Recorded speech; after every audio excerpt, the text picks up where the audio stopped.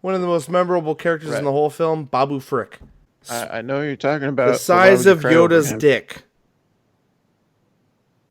That's saying a lot because Yoda's pretty small himself. Is no one going to laugh at that? I prepared tirelessly that fucking joke, and it led to nothing. You know why? Because this whole review is off the rails at this moment.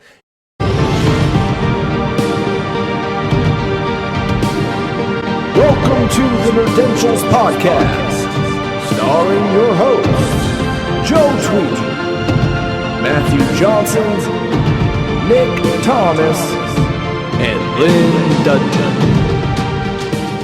Up on the top up there, it says Nick is recording this call, Joe is recording this call. Do you see it, Matthew? Do you see that it says Nick is recording? Right, we need to get him on the call more often and start recording things. Without his, yeah, right? we won't. Hey, let me see your birthday suit, Nick. Matt and Nick, let's go. Come on, birthday suits. Nick has to record though. I can't. And you know what? The subtitle will be "Birthday Suits Completely Sober." It'll be like, wow, how did you guys talk them into it? They didn't know they were being recorded. Throwing this out there. If you guys do it, I'll do it. It's only between us. We'll get banned from YouTube if I post it, so don't worry, I won't. That being said, Nerds gone wild. Oh dear. I bet if you Google that, you will find some interesting things. Oh, you will. Don't. I just really want to Google that. Don't Google it now. Here we go. Or do I? Google it now. All right, I mean, you go ahead. I'm going to start the intro here. Welcome to Nerdentials, your weekly dose of the nerdy essentials covering film, TV, video games, and comic books. I'm your host, Joe Tweeden, and accompanying me tonight is the complete complement of nerd hosts here at Nerdentials. To one corner, we have the Lynn Dudgeon. Heyo! There he is. How are you, sir? Been here. This is kind of cool. You've been here? Getting all this. No, it's kind of cool getting us all here. Oh, it is. This is one of those rare occasions where all of us are here. And who is the rest of us? Well, let's go down the list here. In the other corner or side, I'm not sure how this is going to look, we have the Nick Thomas. Nicholas, how goes it? Fantastic with a tank full of awesome. And awesome it is, sir. We are all here. Is that not exciting? It is. It's very exciting. And rare, currently. But I know. It's just like, I can't remember the last time we were all together. I mean, not since before the holidays, I guess, would be an appropriate assumption.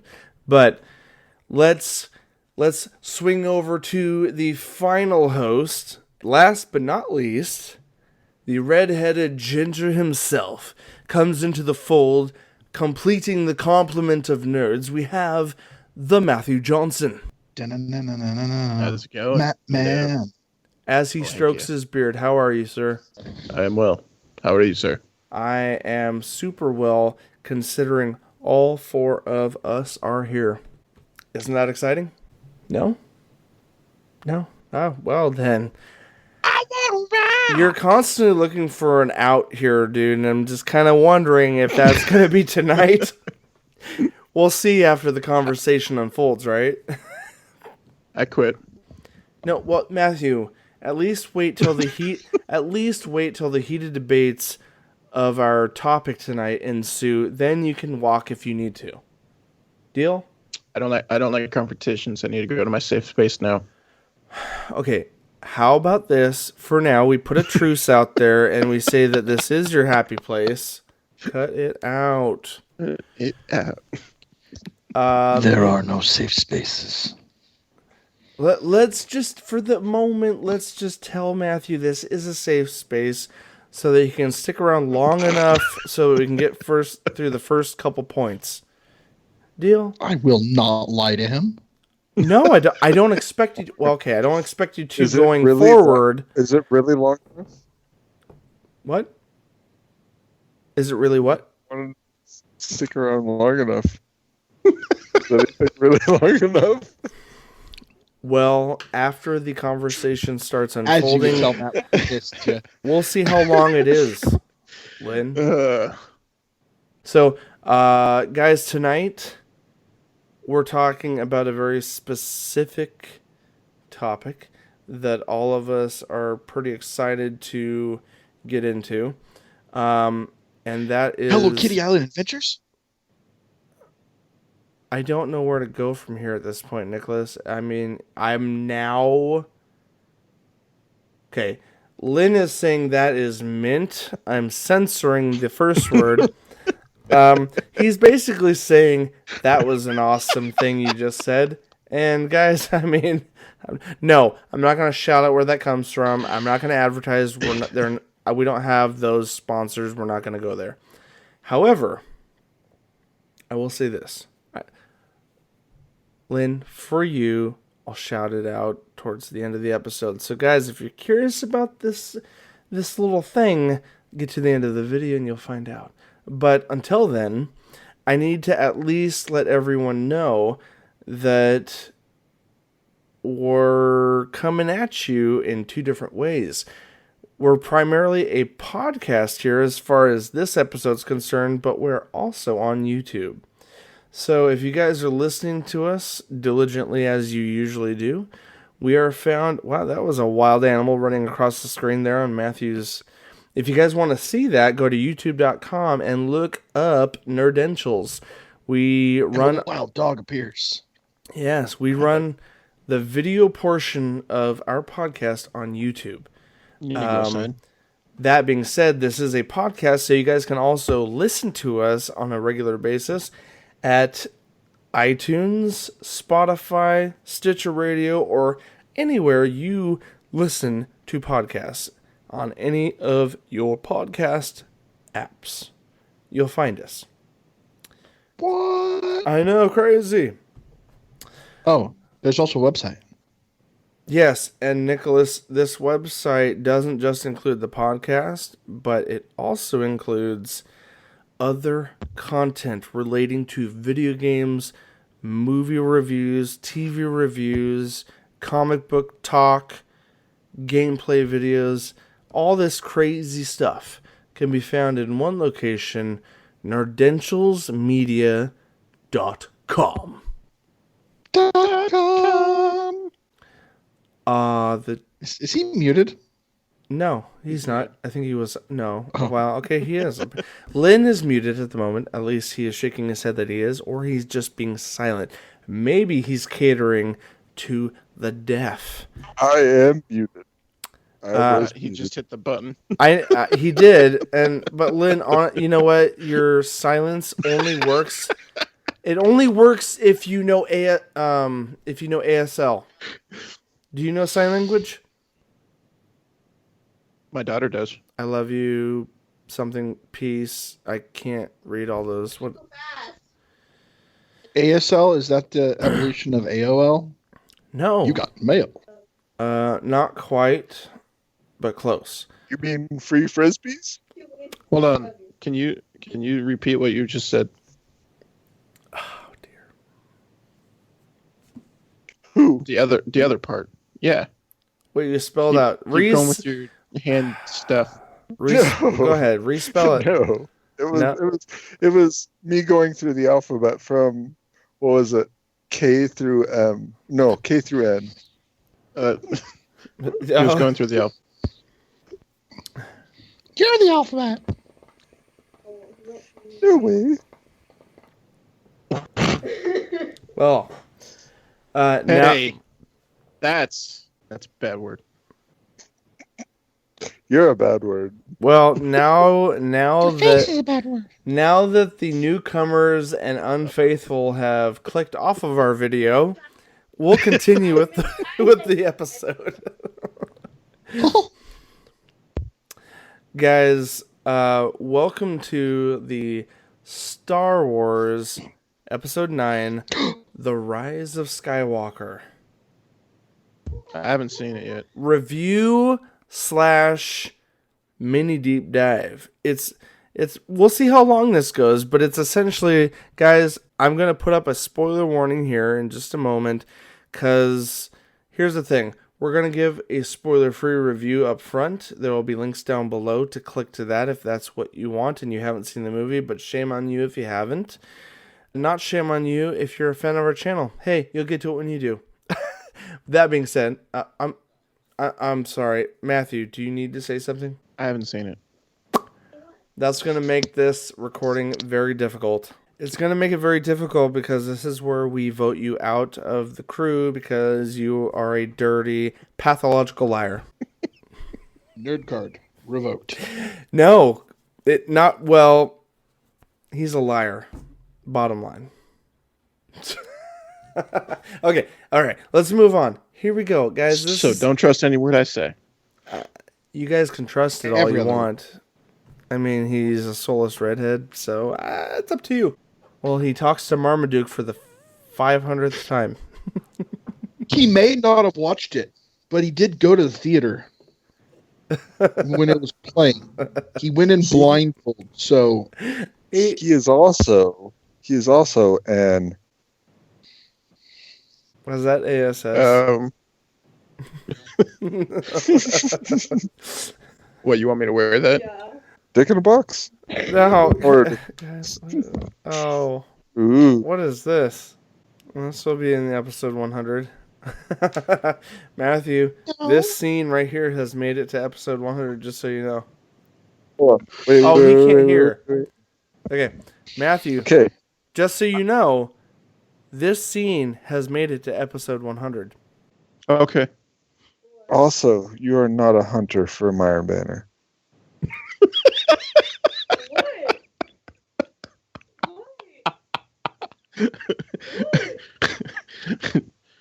Lynn says I'm not a hunter from Iron Banner.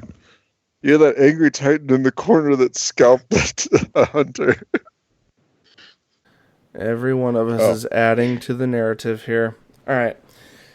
Well, guys, like I said before, we're going to give our spoiler-free review of Star Wars Episode 9. And then we're going to dive in deep with spoilers out the Wookiee. Yeah. Out the Jawa? Out the Jawa. Out the Jawa. Spoilers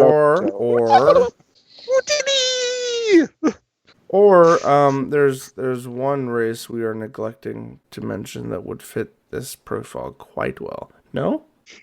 Misa no thinks that you need to go that way. I was not going to bring up Jar Jar. No, I know where he's going. I was going to bring...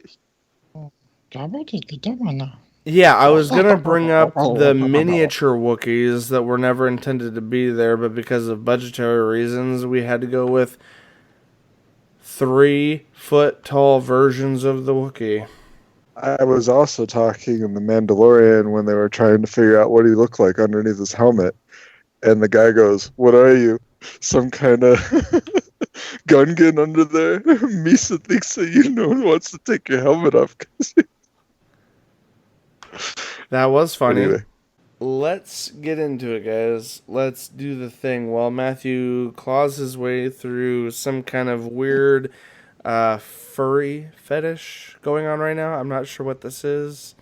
It's not Comic-Con time. It wouldn't be the first time. I agree. Not the first, probably not the last. Definitely not the last. All right, I feel like I need to be unmuted for that one. Yeah, don't mute yourself unless we're being serious about something, man. No reason for it. Let the gates open wide. So, we're going to talk Star Wars Episode 9 tonight. I'm going to get into just basically, I want us to do a spoiler-free first take review of the thing. And just so everyone's clear on it, we're going to do a 1 through 10 scale for this, just so it's nice, easy, and clear. We all know what it means. Now, just to give our listeners an idea, since we don't have the best rating system, let's say that a 10 is a masterpiece. Like if I would give this a 10 if I found it incredibly rewatchable and or if this was a masterpiece. Anything under a 5 means it's absolute trash. Try it if you've got nothing else to watch, right? And then anything in between, we'll kind of just, if you give it a number, we'll tell our listeners what we mean by that number. But a 10 means it's absolutely rewatchable or it's a masterpiece. Matthew, you want to add something? No, I'm just saying it's a 1. Oh, well. This is going to be an interesting dynamic for the rest of the episode. I will stab you in the wound.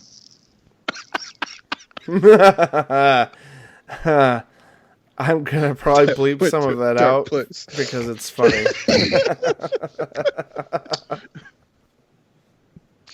Do not do this shit to me again. I will give that reaction a 10 out of 10. Would recommend. Let me throw this out there. Nicholas has been wounded before by Matthew's ratings. So let's see how this one plays out.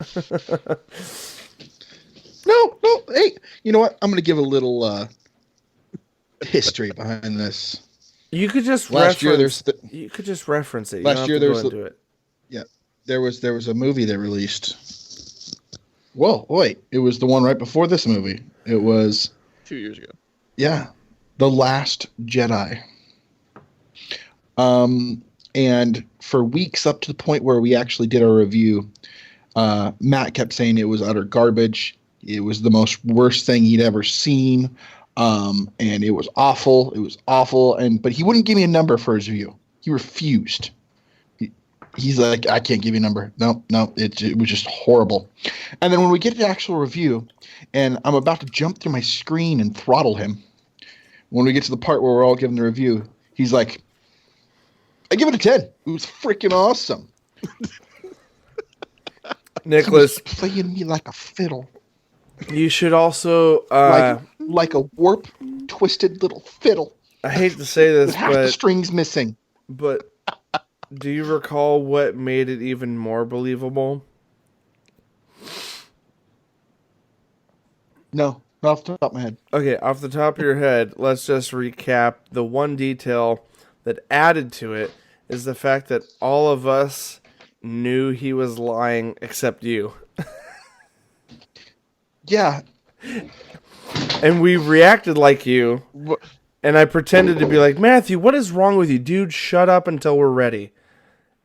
And he just went into it. He laid into it. And we let him lay into it because we knew he didn't actually feel that way. Hey, at least we didn't ruin this one like we did that one for Lynn. Yeah. Yeah, Lynn actually got on top of this one. Literally before. That was my bad. Go away. All you podcasters out there. Wants his daddy. Matthew's got a massive dog. Constantly I have bugging a Great him. Dane. 2 years. Black. Massive Great Dane.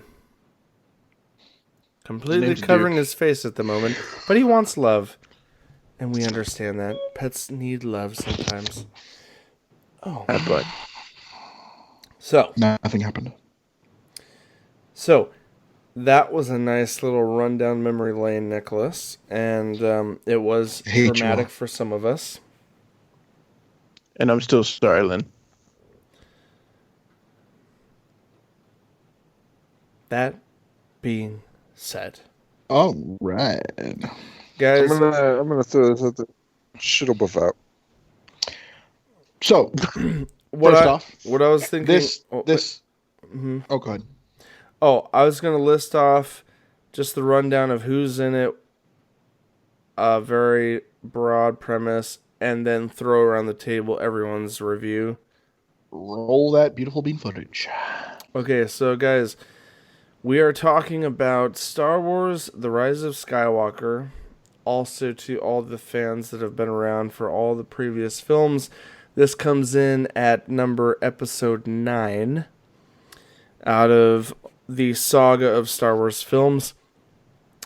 It is a 2019 American epic space opera film produced, co-written, and directed by J.J. Abrams. It's the third installment of the Star Wars sequel trilogy following The Force Awakens from 2015, The Last Jedi from 2017, and now the final episode, as they have told us from Lucasfilm, of the 9-part Skywalker saga. It was produced, again, as I said, by Lucasfilm and J.J. Abrams' production company, Bad Robot Productions, and was distributed by Walt Disney Studios Motion Pictures. The ensemble cast in question includes names as Mark Hamill, Adam Driver, Daisy Ridley, John Boyega, Oscar Isaac, Anthony Daniels, Kelly Marie Tran, Naomi Aki, Domhnall Gleeson, Richard E. Grant, Lupita Nyong'o, Kerry Russell, Jonas Sotamo, Ian McDermott, we'll get to that guy in a moment, and Billy D. Williams. The film features the second posthumous film performance by Carrie Fisher, who died in 2016 and appears through the use of unused footage from The Force Awakens. Now, anyone following any of our previous episodes or podcasts where we've mentioned anything about the production of this film, we've mentioned things like, and it's been in the media, that they were talking about trying to close out her story after the sad passing of Carrie Fisher, and how best they could do that without CG crapping the hell out of her. So that statement right there makes sense now at this point. So going forward, or continuing with this little introduction here, we've got the brief premise here. The Rise of Skywalker follows Rey, Finn, and Poe Dameron as they lead the Resistance final stand against Kylo Ren and the First Order, who are now aided by the return of the deceased Galactic Emperor Palpatine. After the new trilogy was announced following Disney's acquisition of Lucasfilm in 2012, it was originally reported that The Last Jedi director Rian Johnson would write the script. This is just a little excerpt I wanted to kind of throw in here so you guys, just, nerds, get a little insight on some of this real quick before we dive into it. After Disney acquired Lucasfilm in 2012, it was originally reported that The Last Jedi, the previous film, directed by Rian Johnson, would write the script for Episode 9. In August 2015, Colin Trevorrow was hired to direct and write a script with his collaborator Derek Connolly. Both ultimately retained story credit with Abrams and Chris Terrio. In September 2017, Trevorrow left the project following creative differences with producer Kathleen Kennedy, and Abrams returned as director. Principal photography began in August 2018 at Pinewood Studios in England and wrapped in February of 2019. Post-production was completed on November 24th of 2019. That was a little discrepancy on, and we can get into it later, about script writing. The original writers were canned by Kathleen Kennedy, much like she fired the guys from the Han Solo film, yada, yada, yada. It says The Rise of Skywalker had its world premiere in Los Angeles on December 16th and was theatrically released in the United States on December 20th. It received mixed reviews from critics who praised the cast performance, musical score, and visual effects, but criticized the story pacing and perceived departures from the themes and story of The Last Jedi. We'll get into that later. It has grossed, at the time of this recording, $952 million worldwide against a production budget of $275 million, making it the 9th highest grossing film of 2019.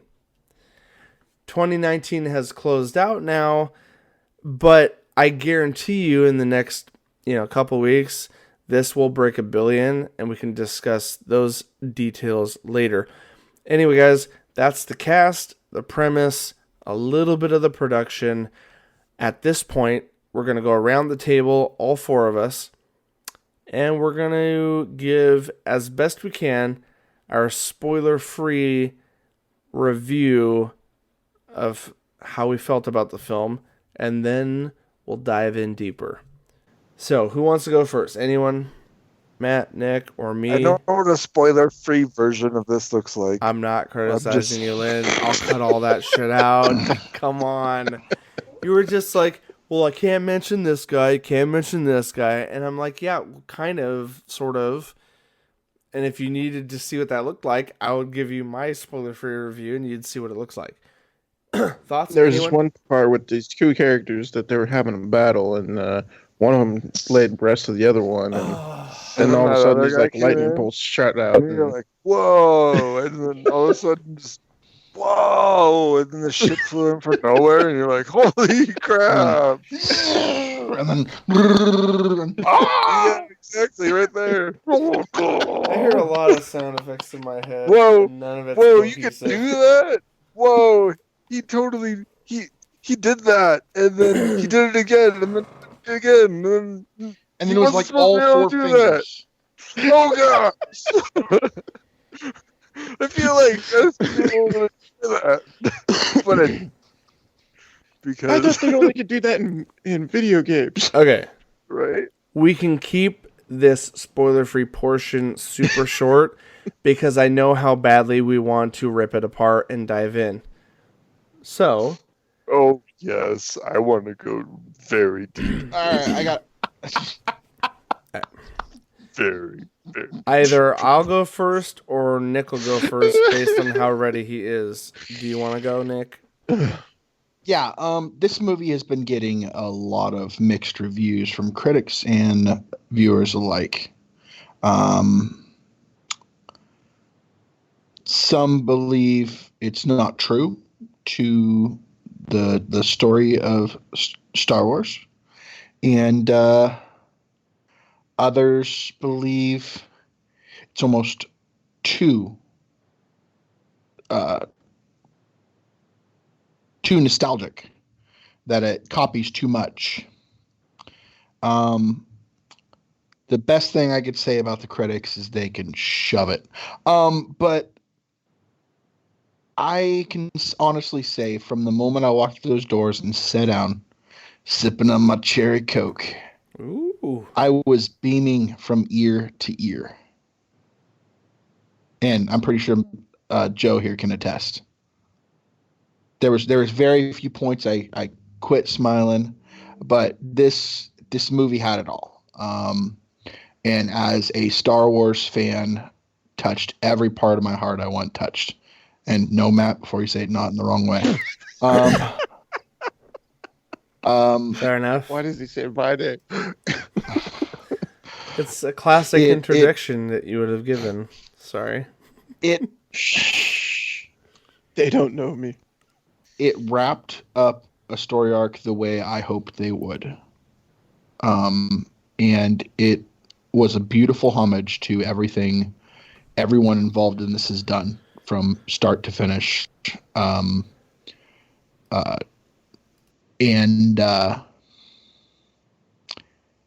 It made me feel like a kid again. Everything from laughing to crying to hooping and hollering, the movie had it all. So, Nicholas, I was going to say, I want you to be constructively fair on this numbering. Remember what I said 10 was. I'm okay if that's where it is, but what do you give it?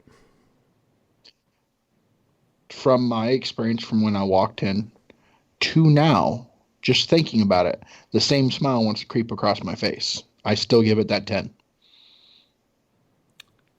Damn! To me, it was an utter masterpiece. Fair enough.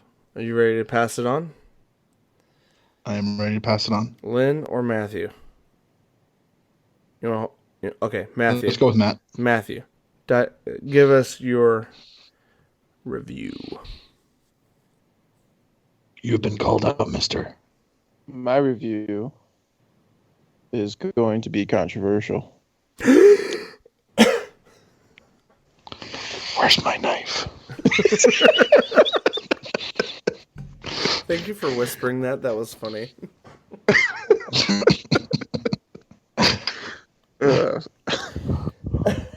I love you, Nick.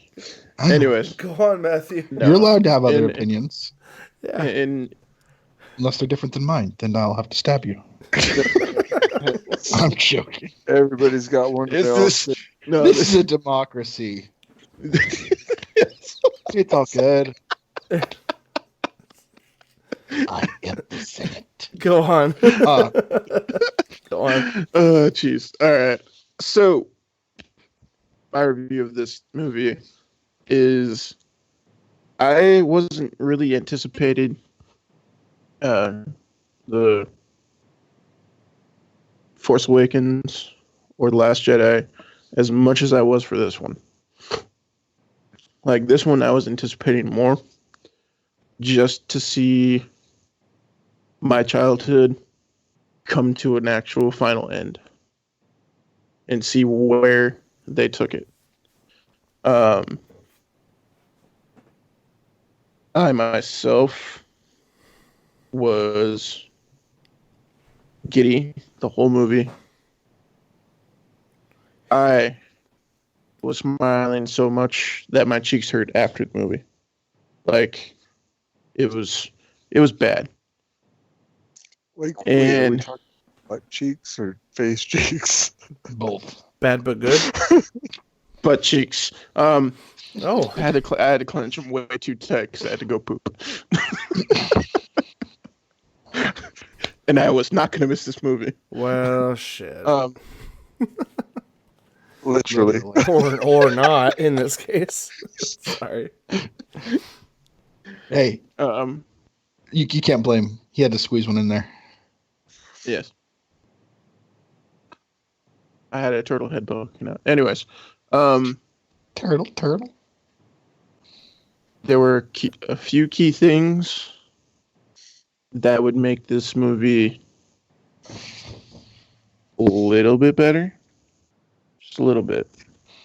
There was a couple things that could have been taken out that would have made this just a little bit better. And we'll go into that later.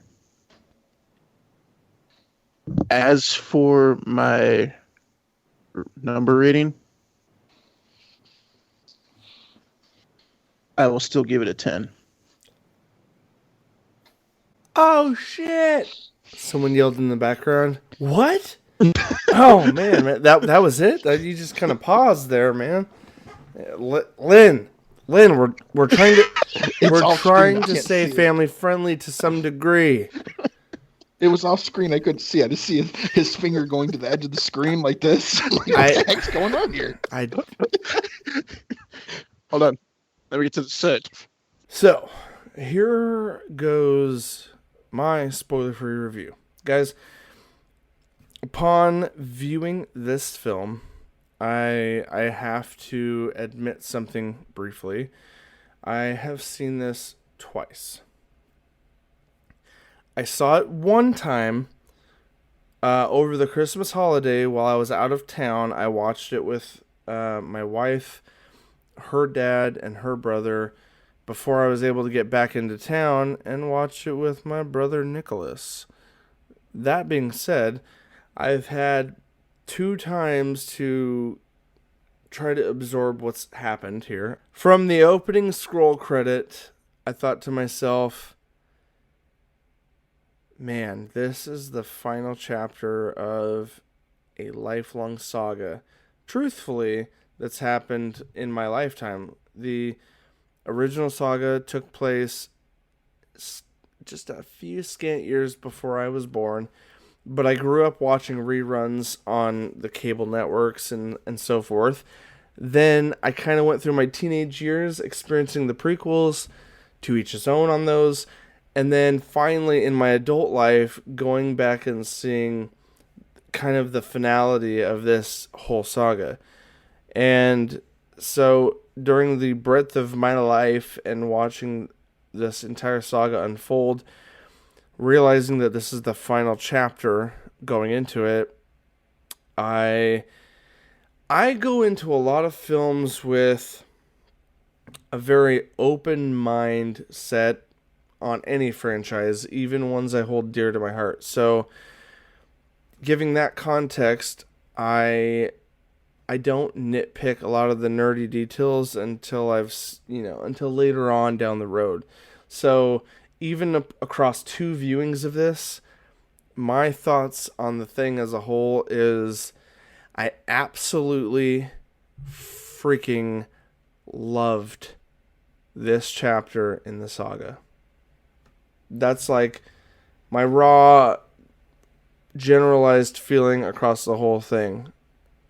Just to backtrack half a moment on that expulsion of feeling, I enjoyed the journey leading up to the end. I enjoyed so much about this film.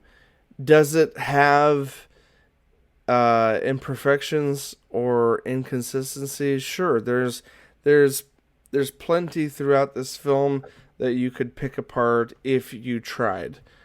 But what I think was pulled off here was nothing short of a fan of this film wanting to try so hard to connect this entire saga into a package that could hopefully hold a candle up to the hopes of so many people that would come to see this. And I feel on some level that was accomplished. And for me personally, I feel it was a relative slam dunk. I know I'm using a lot of questionable terminology here when I say relative and hope and this and that, because there's things to break down here when we get into the deeper portion of this. But for my general overall experience, I had so much fun watching this film from beginning to end. Take away what you will of things that you want to pick apart or not pick apart as a nerd and a geek in this franchise of science fiction and fantasy. But what J.J. Abrams pulled off was something that I don't think a lot of people could pull off. He took the nostalgia and connected the tissues from all the other sagas, and he kind of wrapped this story up in a way that he hoped and the studio hoped would, bring a level of fun, levity, and enjoyment out of this theater-going experience. And for me, I loved and enjoyed a lot of it. The score was incredible. The cinematography was incredible. The acting delivered what we needed, at least, for the plot of this story. And in short, this took us... This finished the long journey of this long saga to a point where I feel like I can walk away and say, I love what I saw and I love the journey. And is it a masterpiece? I don't know, but what I dictate as a masterpiece personally is something that I can rewatch over and over again and still claim that I love it, no matter how many times I watch it. So, for the sake of my rating, I will throw out the fact that I'm going to personally give this a 10 out of 10 because it hits that childhood splendor for me. And I watched it 2 times in 1 week. I plan on rewatching this dozens more, and I don't rewatch movies very often unless I internalize them as something classic to my personal life. And I feel like Episode 9 has become a classic in my heart. Is it a perfect film? Maybe not. From a film perspective, on a professional level, maybe it's not perfect, but it hits every mark in my heart as being something I will probably love for the life that I live. That's my rating, 10 out of 10. I loved it. I'm going to pass this on to Lynn and get his perspective on this film. Go ahead, Lynn. Everything that I wanted to be tied up and everything that I was missing was brought back in this one. And I loved it. I'm a sucker for fan service. Oh my god. Sorry. Sucker for fan service. I'll take it. Sucker. And I don't know. I feel like the original owner of a certain ship being back in his ship was amazing. And I do not feel guilty in my little town theater screaming what I did at the top of my lungs and mildly embarrassing my wife. What did you Quote yell it. in Wait, the go theater? ahead. It's don't matter if it's spoilers. What did you No. scream? Like at the top of my lungs, I yelled, "Lindo!" And I got at least half the theater to laugh. Because it's true. It's true. He is. I don't know. Him and Boba Fett were like my OG two favorite go-to characters from like the original trilogy. That's where it was. And then this one, it was just fun. It was fantastic. So for fan service, I give it a 10. For all of the heartstrings that it tugged, I give it a 1 because you guys fucking suck and my heart hurts at the end of it. So Damn, that's divisive. I'm gonna have to open that up. Lynn, that's so Right? vague. Can you give us an average, as a whole piece, what you would give it? I will say, I'm saying for fan service, I give it a 10, All right. which is awesome. And it's like everyone who loves the Star Wars will understand. And also, on the same token, understand that everything that made you feel like that gut punch, where you're like, oh, that character won't ever be the same again, and whoever tries to continue on from here on out, if they do, it's not going to be the same. You're like, oh, it hurts. So 1. Huh. I give it a solid 1 to 10. Would recommend solid 1 to 10. Well, we wouldn't have a unique Wait, spectrum so of hold ratings on. if we didn't get Lynn's interesting rating. Hold on, let me ask. So, let me understand this right. So, the amount of feelings that you had during this movie, the heartstrings that got pulled, you wouldn't give it a 1? They can go fuck themselves. That's where I'm at. Because they did pull your heartstrings, or they didn't? Yes, because it hurt. It hurt the heart. I give it. So you should be giving it a 10 then. Wait, because no. that means you felt No. a way. Oh, hold on. Okay, we'll break this down. No, Hold on. he doesn't want to feel. Okay. I am not of the light side. I do not need to feel this Okay. because that detests from my anger, which leads to my fear, which leads to suffering. Come on now. Okay. No, we don't do this. Let me propose this No. to you, Lynn. Let me propose this. Very unique spoiler-free review that you've given. Let's let's tackle that second half in the deeper breakdown, if you're good with that. No, I'm good. I'm totally good. So- I like so- the vague answers because there are several opinions I have on certain things that You've had might we've all had a lot of time to process now. This is like a week plus past the time we've viewed it, so we've all had time to kind of process things. I'm going to take this moment and throw in our spoiler warning because we're about to get deep and dirty on this film. Guys, load up your blasters, fire up your hyperdrives. We're jumping into spoiler territory. Warning. Spoiler alert. Warning. Spoiler alert. You have been warned.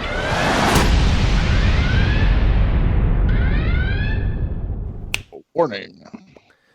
There is that fancy spoiler warning that I never use anymore, but now's the best time ever. So I don't know about you guys. There was 3 times throughout this movie that I can actually pinpoint that I cried. All 6 times I watched it. Wait. Before you There was do a that, point can I where preface the beginning You of this? stopped crying. Wait. Stop crying at one point. I don't know how to take that. Were you crying because of how horrible it was, or the emotional connection you actually felt? He was The one rating. The one rating is the why feels, I was crying. bro. The feels. Dude. And it like throughout. Let's see. Hold on. Let me name these 3 parts. Oh dear. When Leia died. When No. It wasn't when Leia died. It was Chewie's response Nick, to Leia die. hold on. Let Okay, Matt spill it out real quick. I just want to hear his predictions. Go ahead. Okay, minus that one. Minus that one. Leia died. Chewbacca reacted. Okay, we got that. What's the other ones? The other 2. when Ben sacrificed himself at the end for Rey, and he died. Was that one? Go ahead. Keep going. I'll tell you. Yeah. Let's hear it. Okay, and then the next part, when you saw Yoda. Or when Ben got stabbed by Rey, and it was because of Leia, but Rey healed him because she felt bad. Man, we are diving deep into this already. Wow. That's a good one. That's a good one right there. Come on. I about lost my shit when she calls down the lightning and blows up the ship, and then you're sitting there thinking they just fucking killed Chewbacca. Oh, okay, yeah. I held my breath for a solid 3 minutes till the reveal. Whoa. No, you were suckered in. Yeah. You saw it coming. You know what's cool? I saw it Lynn, coming. I want to put this out there, Lynn. You know what's cool about being suckered in? The pure enjoyment of the film at hand without thinking twice about where it's going. I love watching films blindly. Hold on. You're talking to the only Sith person in this place. Yeah, come on now. And then you could have you can ask Joe. He kind of chuckled when he heard me like breathe in when I saw Chewbacca, because I like held my breath for like 3 minutes almost. Fair enough. Lynn is Darth Maul incarnate. I can dig it. I can dig it. All I'm saying is there were scenes leading up to that where a certain character was introduced that you didn't know was in it, and then they were on a mobile ground ship, and there were several landers that looked like the same ship, and I was like, that can't be Chewie. And then I was right. But I guess I got the smuggler's luck because it wasn't that. We hi, have forgotten one very important character that I think carries a depth we have not seen since the days of yore. I would like to bring to light Babu Frick. What? Babu Frick. Tiny little guy that hacked into Why would you cry C-3PO's Babu brain. Frick? Wait, what? What's your name? Babu Frick. Yay! As he's hacking C-3PO's brain. Come on. One of the most memorable characters in the whole film, Babu Frick. I know who you're talking about. The size of Yoda's dick. That's saying a lot because Yoda's pretty small himself. Is no one gonna laugh at that? I prepared tirelessly that fucking joke, and it led to nothing. You know why? Because this whole review is off the rails at this moment. You guys are nicknaying left and right. God dang it, let's pull back to the beginning where we say, hey, welcome to the spoiler-filled part of this episode. God, you guys, my God. Can we start over? Hold on. Can we start from the beginning? Hold on. I'm holding. Nick didn't tell us the third part of where he cried at.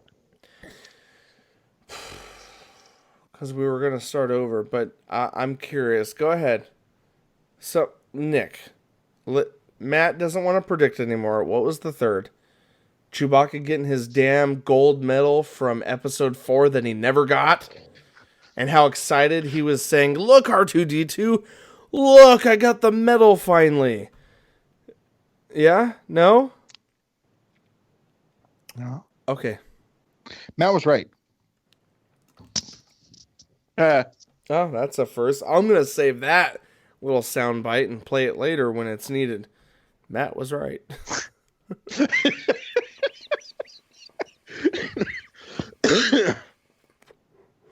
Nick, give it out. Yeah. Give it to us. What? And Hold on. Even a clock is right every once in a while, right? Twice And every day. All right. I Clock fought is it right back twice when every day. a certain gentleman who said he would never be on another Star Wars movie came back just for the little Force Ghost memory. You realize they paid him way more than he needed for that. But did you really tear up at that scene? No, I almost Yes. He said he almost did. I don't care what Nick says. Yes. Hold on. You teared up? Lynn? Wait a minute. Did you feel an emotional moment, Lynn, in this film? fucking Han Solo. No, I'm saying one because of all of the f***ing heartstrings were jerked through the entire Our Tin Man does have a heart. So Our Sith Lord. Solo comes back. and Let him speak. says, You know, you need to be you. You are a Solo. You are Ben. And, you know, he kind of plays into it, but doesn't. And then it takes Leia to, like, finish it off and drive that stake into the coffin. And, Hold on. you know, Let Lynn finish. I don't know if it's necessarily a mental thing with him or if it's a Han Solo actually had Force sense, but it's just, I don't know. It's one of those heart-jerking things that you weren't expecting that actually happened. You're like, all right, I get it. It's kind of corny, but at the same time, I kind of love it, and it's there. And I just want to compliment your comment by saying, Lynn, that heart that you took in that moment where you're admitting it was corny, but you still felt something. Dear God, my Sith Lord, that is how we interpreted the whole movie.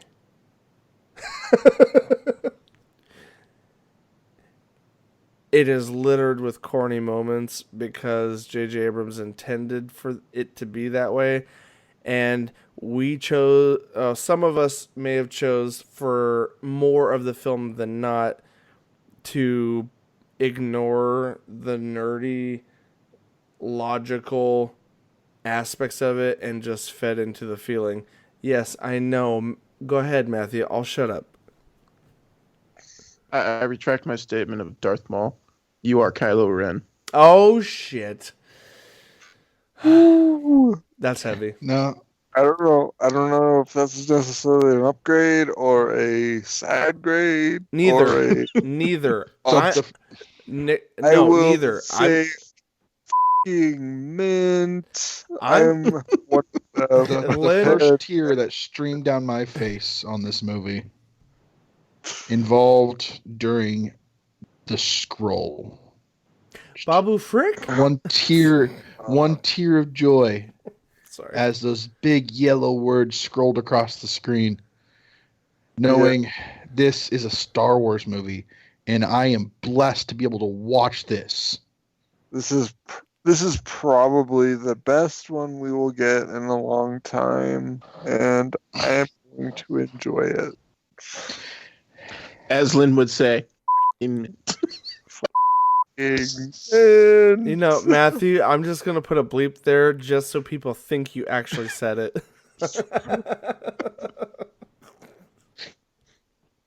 Matt, why is it different when you say it? It's so weird. How come when I say it, it's different from when you say it? We'll continue moving forward. We got Nick's 3 teared up moments so far in our discussion. We neglected to say, hey, welcome to the spoiler-free part, but you should all know that after the massive warning that happened already. So, that being said, we're going to move forward. I had some tear-up moments too. I do believe that in the coldness of Lynn's Sith heart, he admitted to enjoying a very key scene that did make him feel something. I appreciate that, Lynn. I am actually excited for you that there was a scene worthy of feels for you. Now, we can go around the table here. I was thinking. Go ahead. I'm going to throw this out there. It felt very Disney-esque to it. Like Mulan meets Rey. I'm going to make a man out of you scene, where she does everything within her power to rise above and get to the wreckage of the Death Star, and then Kylo is there, and there is that other scene. The moment happens, yes. That you are. I'm not cutting out what you said earlier. You shared that already. Yeah.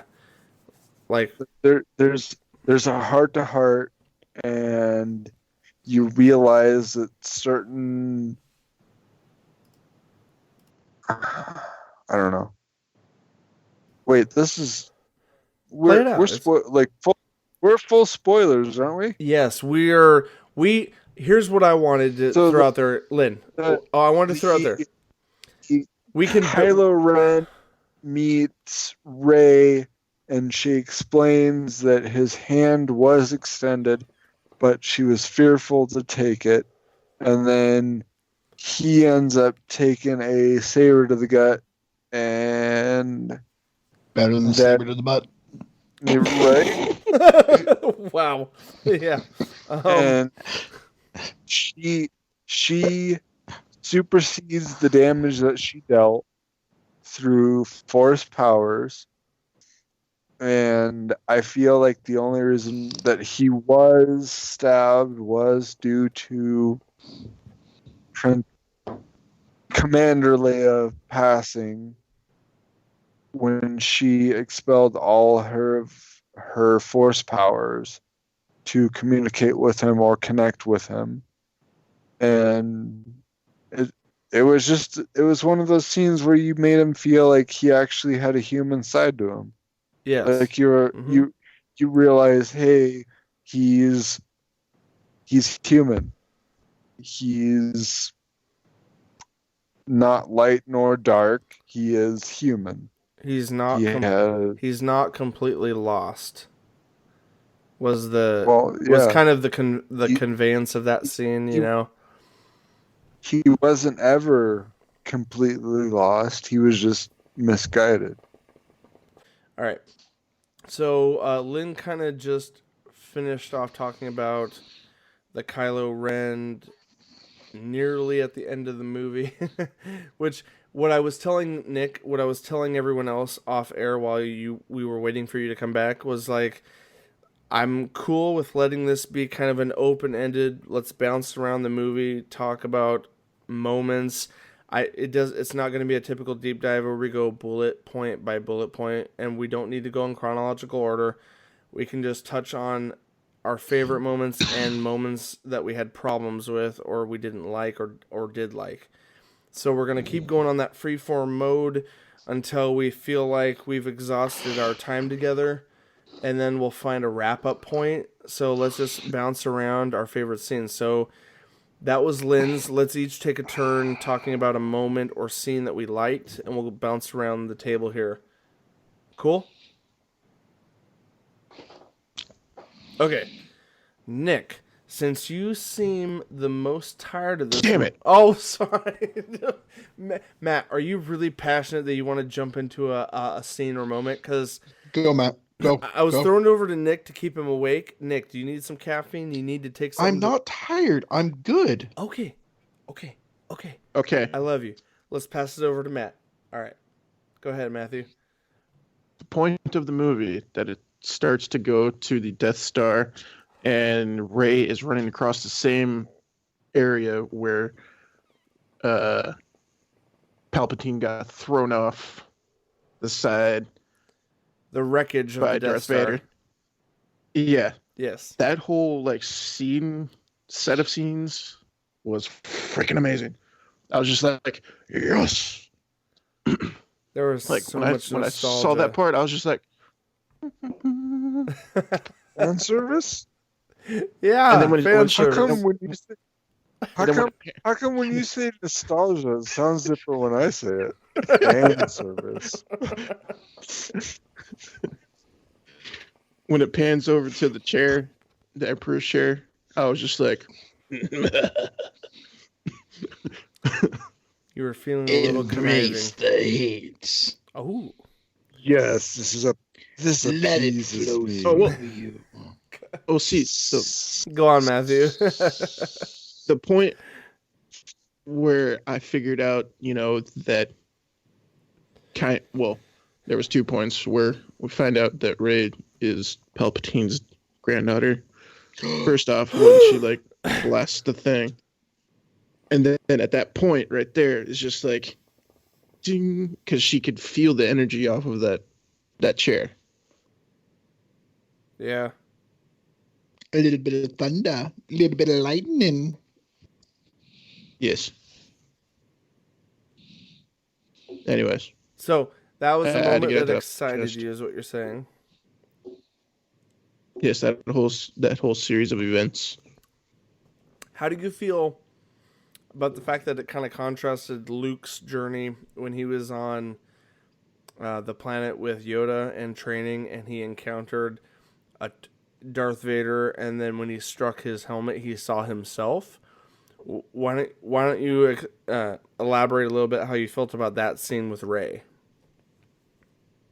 Where she goes into that door and ends up meeting face to face her doppelganger. Dark side version of herself. Yeah. Yeah. When everybody saw that in their previews, I'm sitting there going, that's either a preview or that's just a memory or something that was supposed to happen. Matt, I thought it was a vision for sure when I saw that. That was my assumption. This is Rey during her time of the month. Oh, wow. Cut it out. Anyways, Maybe. when it took me a moment because Luke actually had that same thing happen to him when he was in the Death Star, Different type of flowing through her, though. Not Come on. not ant flow.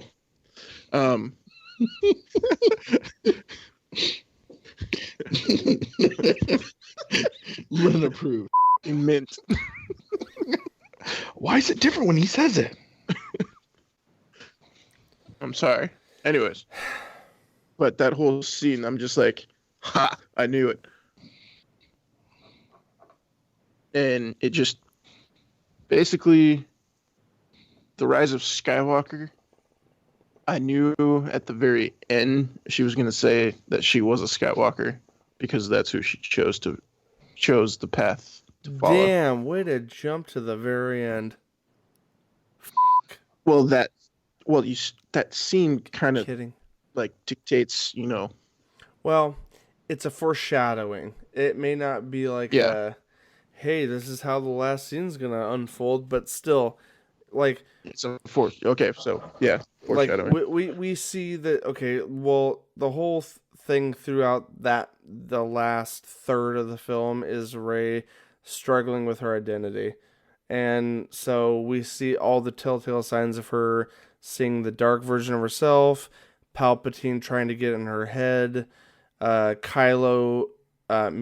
Ben Solo, Kylo meeting up with her in that area, challenging her physically, and constantly causing her to question where she comes from. Because we've jumped quite a bit ahead through the whole film here at this point in our conversation here, but Rey has been seeing visions throughout the film of seeing herself in a darker setting, seeing herself take on the dark side, and at this point where basically her character is being challenged like Luke was, where after he found out he was the son of Darth Vader, who all the Jedi have been trying to pursue or take down in the original trilogy, we get this nostalgic comparison of Rey realizing she's born from the Palpatine bloodline, the Emperor, the Sith of the galaxy,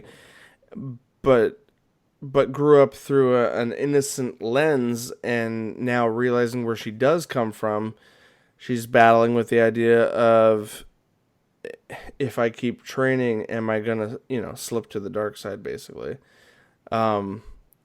So this is one of those nostalgic J.J. Abrams moments where, in classic form, he likes to take a lot of things from continuity and like showcase it to kind of paint a parallel to things of old to things of now.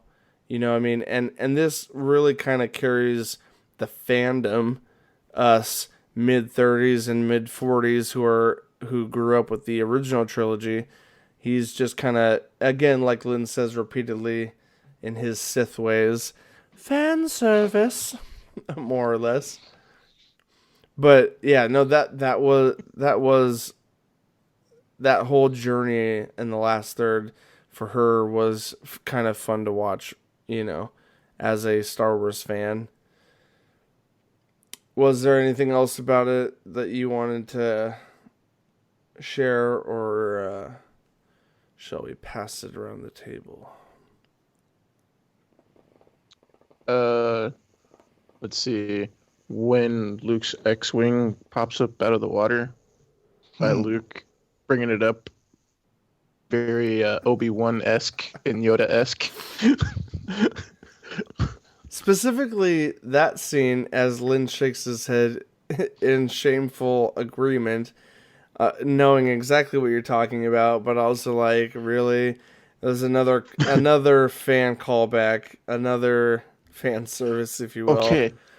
Yoda, but, you know what? Yoda was training Luke, right? Luke said, I can't do it. And then Yoda's telling him, judge me by my size, do you? Because this little guy is going to force lift the X-Wing out of the swamp. And saying, yeah. And he does that thing. And so here we go. We see, because let's point this out. since the sequel trilogy came out, we've learned that Force ghosts don't just communicate verbally to our Padawans or pre-Jedi Masters. They're also able to physically affect us. As of The Last Jedi, when director Ryan Johnson, incorporated in the script that he would have a moment where Yoda reconnected with Luke Skywalker while he was on Ahch-To in seclusion, because Luke was afraid of what he had done when he allowed Kylo Ren, Ben Solo, to turn to the dark and slaughter his academy. He was afraid of the fact that I don't want to do this anymore because I'm not helping anyone. And in that moment, in The Last Jedi, Yoda destroys the books, the books of the wills, all the knowledge of the Jedi. And we're like, whoa, Force ghosts can physically affect the world? Okay, so now that's a new thing, right? And so here, in this quick moment, we see Ghost Luke catch the lightsaber that Rey is trying to throw into the fire, because Rey is now in a moment of fear and timidity where she's like, I'm doing nothing but destroying things around me, and she tries to pull a Luke where she wants to go hide because she's afraid of becoming the Emperor's spawn that she thinks that she is. And like in Force Awakens at the end scene when she gives Luke the lightsaber back and then Luke throws it over the edge, it's kind of like a callback to Force Awakens where she's throwing the lightsaber and now Ghost Force Luke catches the lightsaber and then admits to Rey that he was kind of wrong about the whole thing. Like, he was afraid, and he admits to being afraid, but he's basically trying to tell Rey now, don't be afraid of what you'll become. You know what I mean? He's trying to be a mentor as a Force ghost.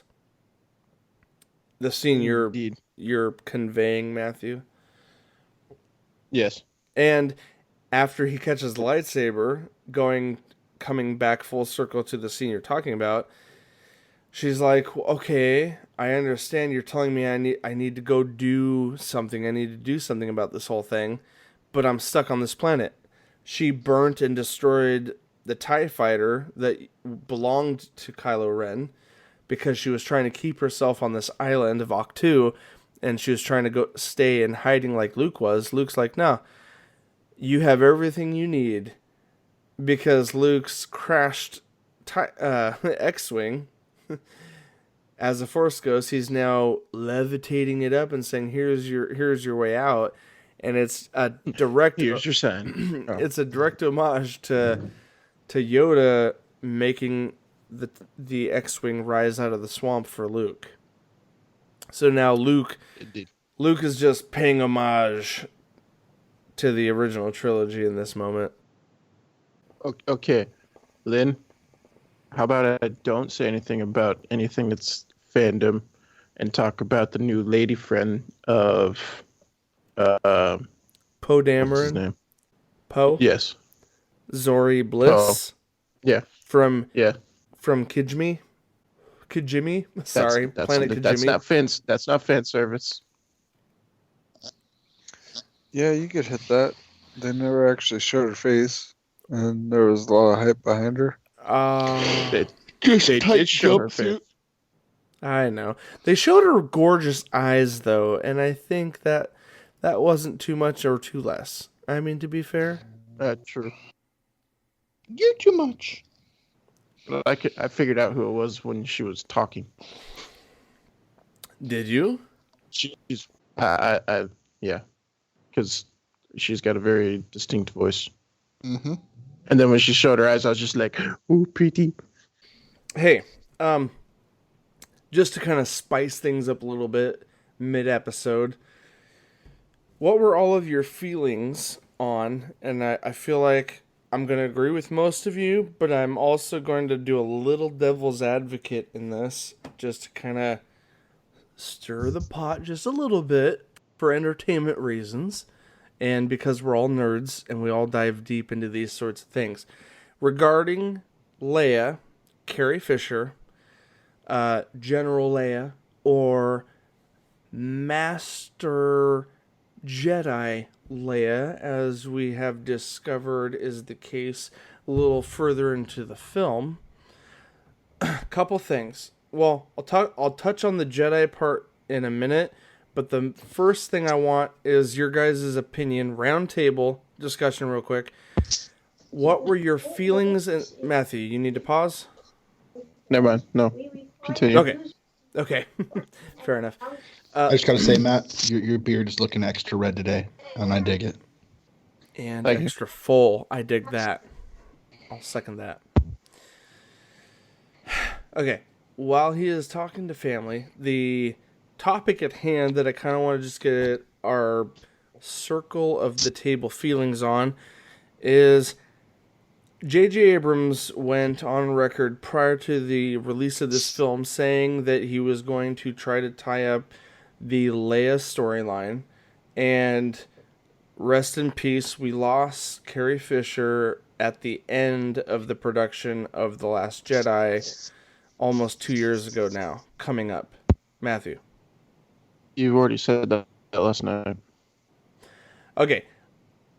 As I re-go through the edit, I will chop where I think needs to be chopped, but just for context of this question, I'm just reiterating the facts. So we lost Carrie Fisher. We lost Carrie Fisher almost 2 years ago, at the end of Last Jedi, and J.J. Abrams. We all love him. He reignited the Star Trek franchise. He's a good starter. He started the TV show Lost, and he reinvigorated the comeback of Star Wars with Force Awakens. I know, jaw-dropping facts, right? But, so in all of this, he's always good at starting things, but a lot of fans were questioning how would he land the final saga, how would he conclude different characters. So, that being said, and to be fair, prior to this Star Wars film, he's kind of officially never ended a show or movie that he's actually started. In the sense that what we know him for, he's always like jump-started, he's always done pilots, he's always done franchises. I know Nick is fact-checking me right now to see how much he's completed in a production, but I think it's fair the general public knowledge is limited on that, and I would say even as fans, we don't know how much he's ever actually finished as far as the series goes, but that's not the topic at hand. I just wanted to preface that by saying, how did you guys feel about how he handled Princess Leia, aka General Leia's storyline in this film, with the knowledge going into it that he was taking, they said that the Carrie Fisher family did not want them to CG her at all, but they agreed to let him use footage that had already been recorded previously. So all the footage we see in this entire film of her comes from cutout scenes that he filmed during The Force Awakens almost 5 years ago. So all the dialogue, every little bit of dialogue that we see where we've clearly see Carrie Fisher in frame talking was previous footage cut into the current plot and script with a lot of the Rebel side characters, Maz Kanata, and Rey, Daisy Ridley. Both actresses, I think it's Lupita Nyong'o, voices Maz Kanata, and Daisy Ridley played as Rey. Those two actors had to voice act and interact with scenes that were cut in from previous footage from Princess Leia. Now, I want to go around the table real quick and just get each of your guys' opinion on how you feel they delivered it. Did it feel authentic? Did it feel forced? Those are kind of the questions I'm throwing out there. let's start with Lynn, because he seems kind of contemplative at the moment, and then we'll go around the table. Lynn, how did you feel about those Leia scenes? They were great. I enjoyed it, and I feel that it was fair to her. I don't necessarily know if it was fair to Leia the character, but it was fair to Carrie. And bringing Yeah. bringing her character up to something more than what she was prior, like adding on to the general title is, I don't know, I feel like it was fair and it was well deserved. And there were a few other scenes with her that had to do with Kylo that I felt were very heartfelt and needed to be there as well. So, Yeah. Okay. and I don't know. It was probably tough on the end of the other two actors who had to voice act over the top of it, but I sitting there with Robin, I didn't really notice it being It didn't seem weird or awkward forced. to you. Not to me. So. Yeah. But then again, I was probably fanboying a little too hard. Right on, dude. Well, I mean, just to add a brief add statement to what you just said, I think that's the goal they were going for. That's kind of an impossible task to just take just the smallest amount of snippets that they had and somehow work it into the script. So, like, what you felt, I feel is, warranted, and I'm glad that's what you got to experience. I'm gonna throw it over before I get to you, Nick, because I'll go last. I'm gonna throw it over to Matt real quick. Matthew, Carrie Fisher's added in scenes. How did you feel about them? I felt that they were actually pretty well disguised to try and portray her as a now character. Like it was like a pretty seamless like edit that they did within that those groups of lines. I'm kind of with Lynn on that it didn't actually help Leia's character. But as far as Carrie Fisher goes, it is definitely an homage to the character that she portrayed. Wow. But like the first time you ever see Carrie Fisher as Princess Leia, she was iconic at that moment. And then laying her to rest in this movie was just like a good farewell. You know what's really cool about what was that you just said? You said a flashback of her. You said, right? Yeah. Yeah. What's really cool about that? And I've actually read an article where the producers officially announced that it was true, where we see a flashback of young Princess Leia training with Luke Skywalker. That was actually not. I thought. Hold on. I thought it was CG at first, but then I read an article about a couple days, a week ago after the movie came out, that it was actually Carrie Fisher's daughter, Billie Lourd, that actually played the role with a little bit of makeup. They didn't CG her face at all. Her daughter actually looks that spot on close to her younger version, that was actually not CG'd at all. It was actually her daughter, Billie Lourd. I thought that was pretty cool. It's pretty dope. Right? It's kind of like did how any of you guys know that? No, I I did not. didn't know that. Is that So so are we kind getting, are we getting more huh? prequels then? Is that gonna be more Right? Leia prequels? I A mean, Leia they movie? could have, and honestly, sorry, Lynn, I know I you haven't seen I Rogue One, no, but I wish they I had taken her for that. I Um, I would have. I'll I'd leave it pay alone. for like a Leia prequel with like her training and get more backstory on how far into becoming a Jedi she actually did do, other than the little snippet that we got. You know what I well, if mean? if you And see, she made her lightsaber, so she No, yeah, completed the training. That is the last step of your like training is to create your lightsaber. yeah, Right. exactly.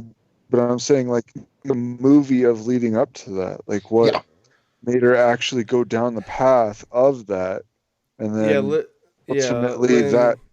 that scene that we saw of the flashback of Luke and Leia be the end of that movie.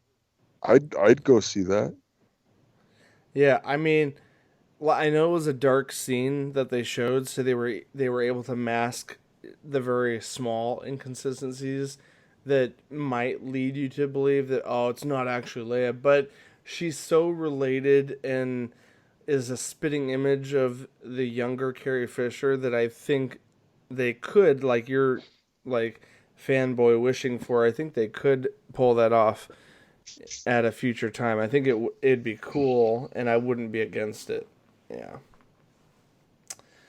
Matthew, anything else before I pass it on to Nick? um, no. Okay. I have to correct Nicholas. you, and I Go apologize. for it. Rogue One, All the part there that you're saying you wish they used her, they did. The reason why the Fisher family was so against them doing CG of Carrie Fisher was because of Rogue One. That was Billy Lord at the end of that okay. with Carrie Fisher's face CG'd over the top of it. Okay. You're not I appreciate the correction. I'm not offended at all.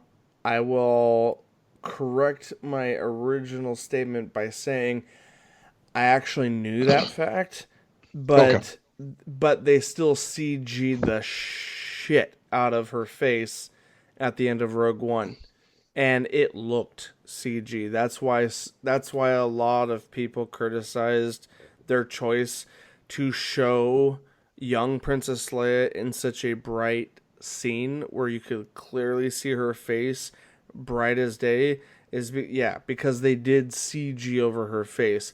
But I'll find the link and the article where I read it and I'll post it down below in the show notes. Yeah, it didn't But make sense that they did it that way, especially when they were able to do Moff Tarkin's face so well.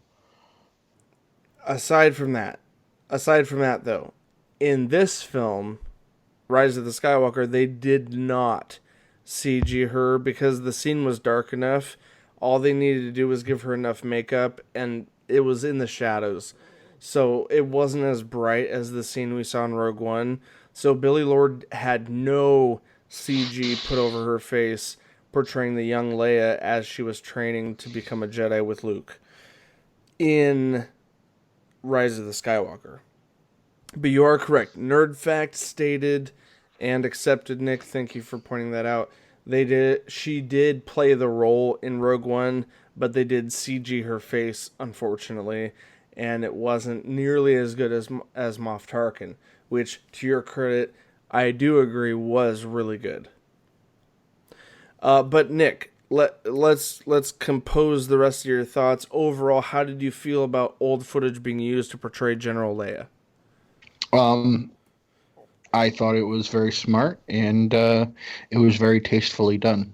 Otherwise, the family wouldn't allow it. So it was a great way that they decided to do it. Um, and I had no problems with it. It was at points almost completely seamless. Easy button.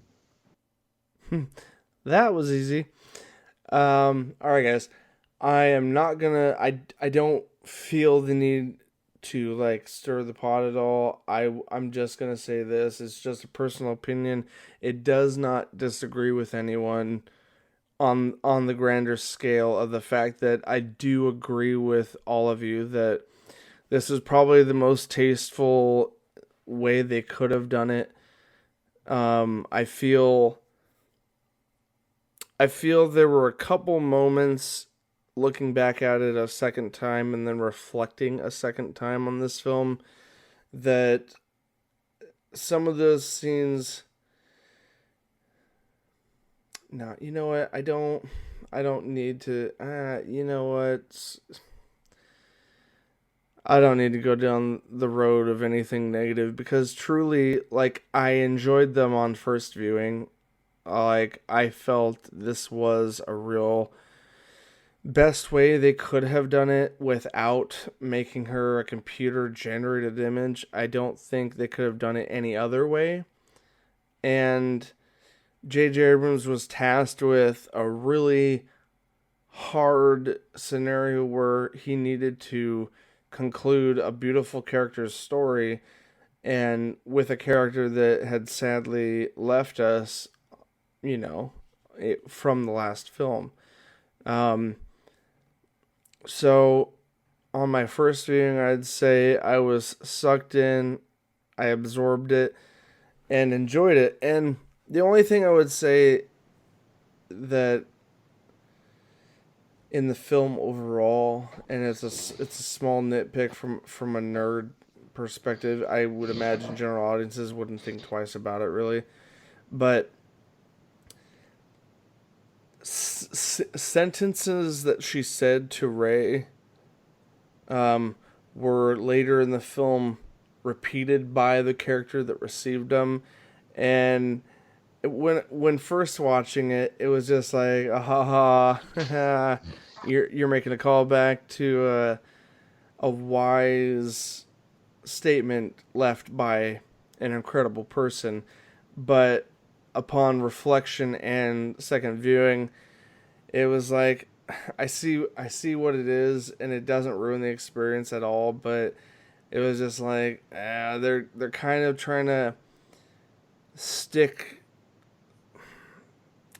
it to us in like, okay, this incredible character said this, and so we're gonna say it again in the story to place emphasis on the thing. So like when General Leia says, don't underestimate a droid, and then very cheesily, while on the run on the sand planet, while they're on this kind of skiff thing trying to outrun the when Rey, Poe, and Finn and BB-8 are trying to outrun these two guys. It was probably one of the most epic scenes and well done action sequences I've ever seen, where four stormtroopers are running across with these treaded, they're almost not ATVs, they're almost like snow speeders going over sand. Yeah, like snowmobile. Like snowmobiles on sand, and they do kind of this. What's that? Jet. Apocalyptic. No, hold on. I know they jettison them, but this whole scene is kind of reminiscent of that post-apocalyptic film that takes place in sand with explosions. What is that movie? Mad Max. Almost a Mad Max scene where they're racing through the sand and they launch the two stormtroopers up in the air, jettisoning these jetpack capable stormtroopers, and Poe Dameron very cheesily says, "They fly now?" Like, yes, clearly they do. That's crazy and new.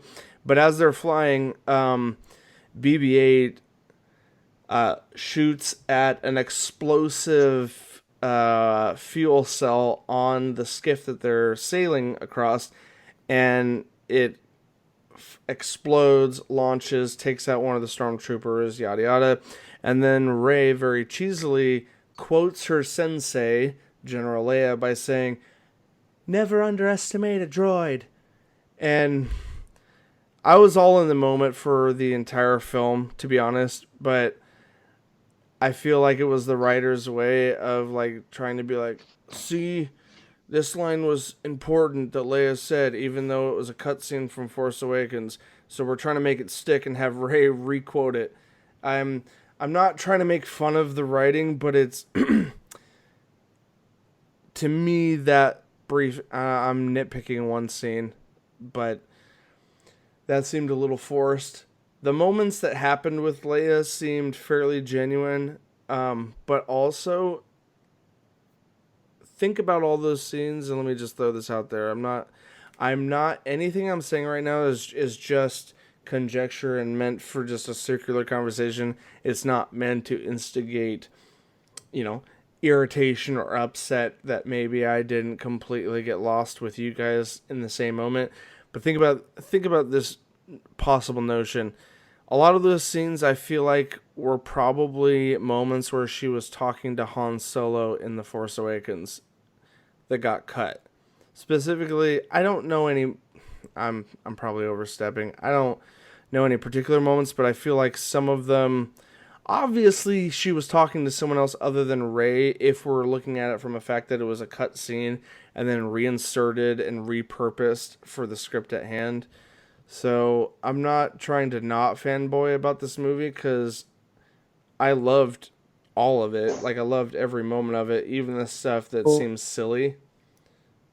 Go ahead, Lynn. I'm gonna back off my high horse on this because I don't want to be super critical. That line that you're talking about, I could have swore that line was in this movie, but earlier, and that's why it was kind of a callback, is because he had forgotten, and then all of a sudden he realizes that Poe, he being the person I'm talking about, shouldn't underestimate a droid. And that's why the line got reset. It wasn't Rey that said it. It was Poe that said it after BB-8 did it.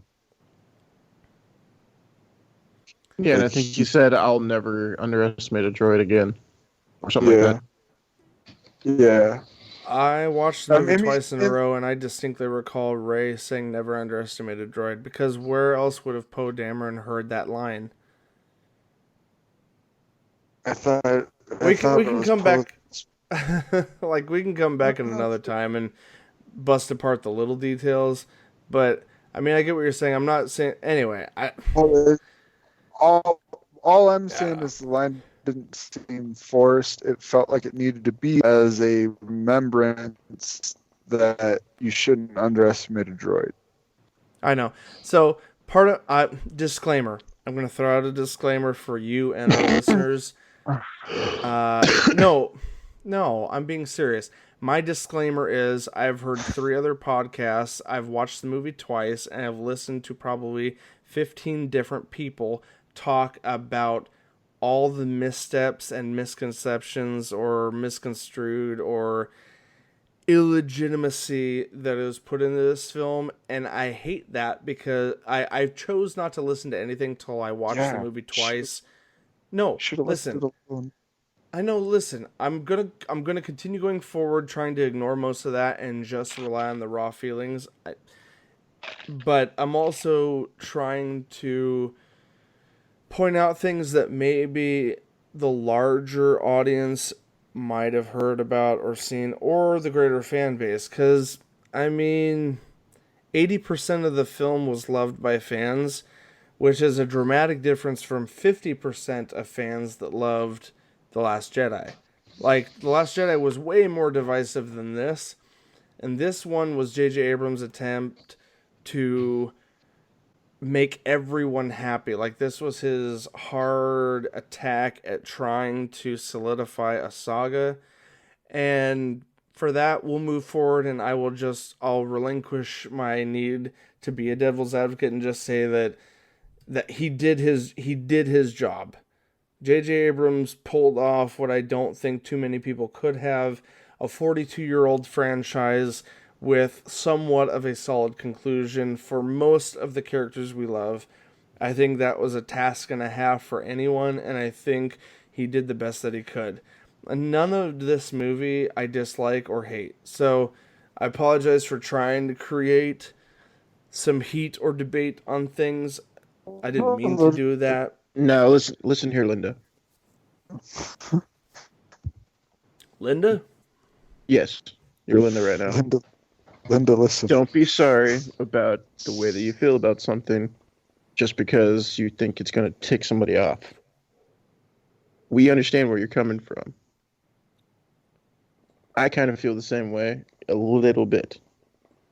But don't, like, backtrack or try to, like, appease how we're feeling towards what you're saying by being like, I'll try not to do that anymore. Don't do that. Yeah, Okay. I'm not trying to instigate. It's one of those things where it's like, we love what we love, and you have your opinion, we have our opinion, which is what we're entitled to. Why is anybody upset? I'm not upset. I'm not upset either. And you have I more can't of an freaking appreciation. believe you. I'm joking. I was going to say, you have more of an appreciation for, like, editing because you edit everything that we do. So you can, like, sit there and be like, this is something that is nitpicky that I could choose out because you do that with our stuff. It's something Fair that enough. you see. I'll also, for the sake of making this a 6-hour podcast, I will relinquish a little bit because truth be told, there is not a large number of things I feel at all that need to be pulled apart, nitpicked, or counter pointed at.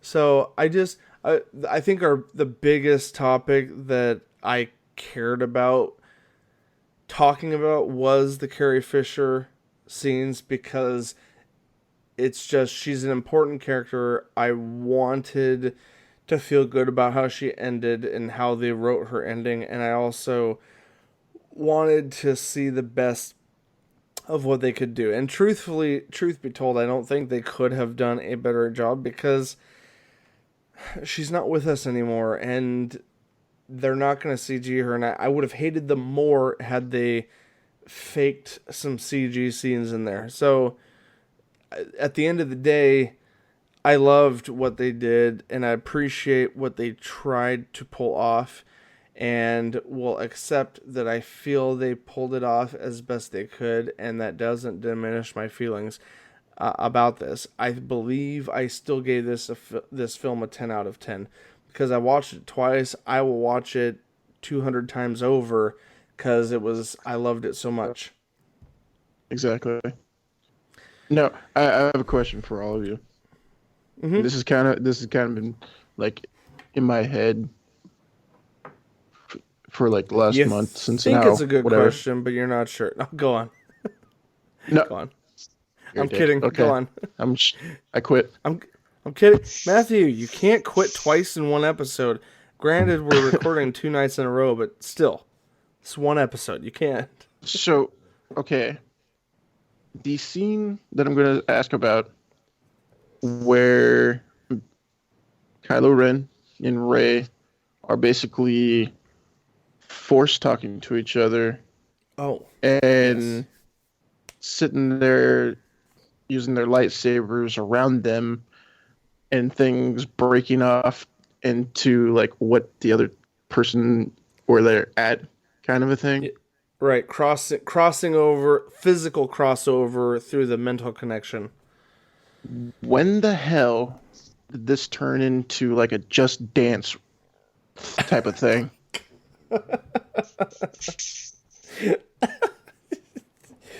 Because that whole scene just felt like it was just like a step up type of like.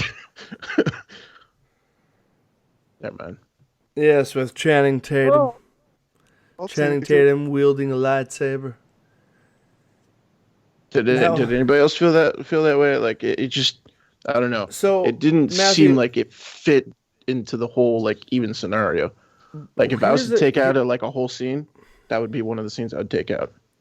Ooh, there's a couple others I would take out over this period. Now here's the interesting thing, where I usually question canon and I try to throw fire into the furnace. or sparks into the light, or whatever analogy you want to use, to where I like to play devil's advocate. Of the many things that Last Jedi introduced and J.J. Abrams either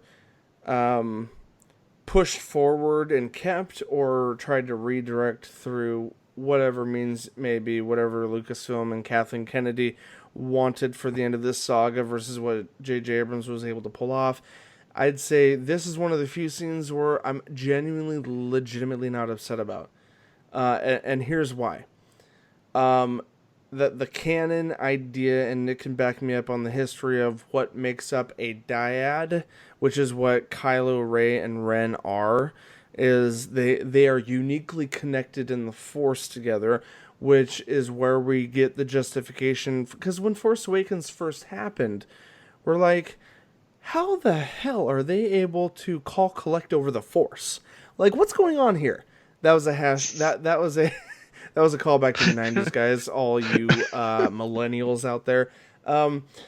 How on earth are Rey and Kylo Ren able to mentally connect to a point where they can visually see each other in each other's minds and talk directly from hundreds upon hundreds of light years apart from each other?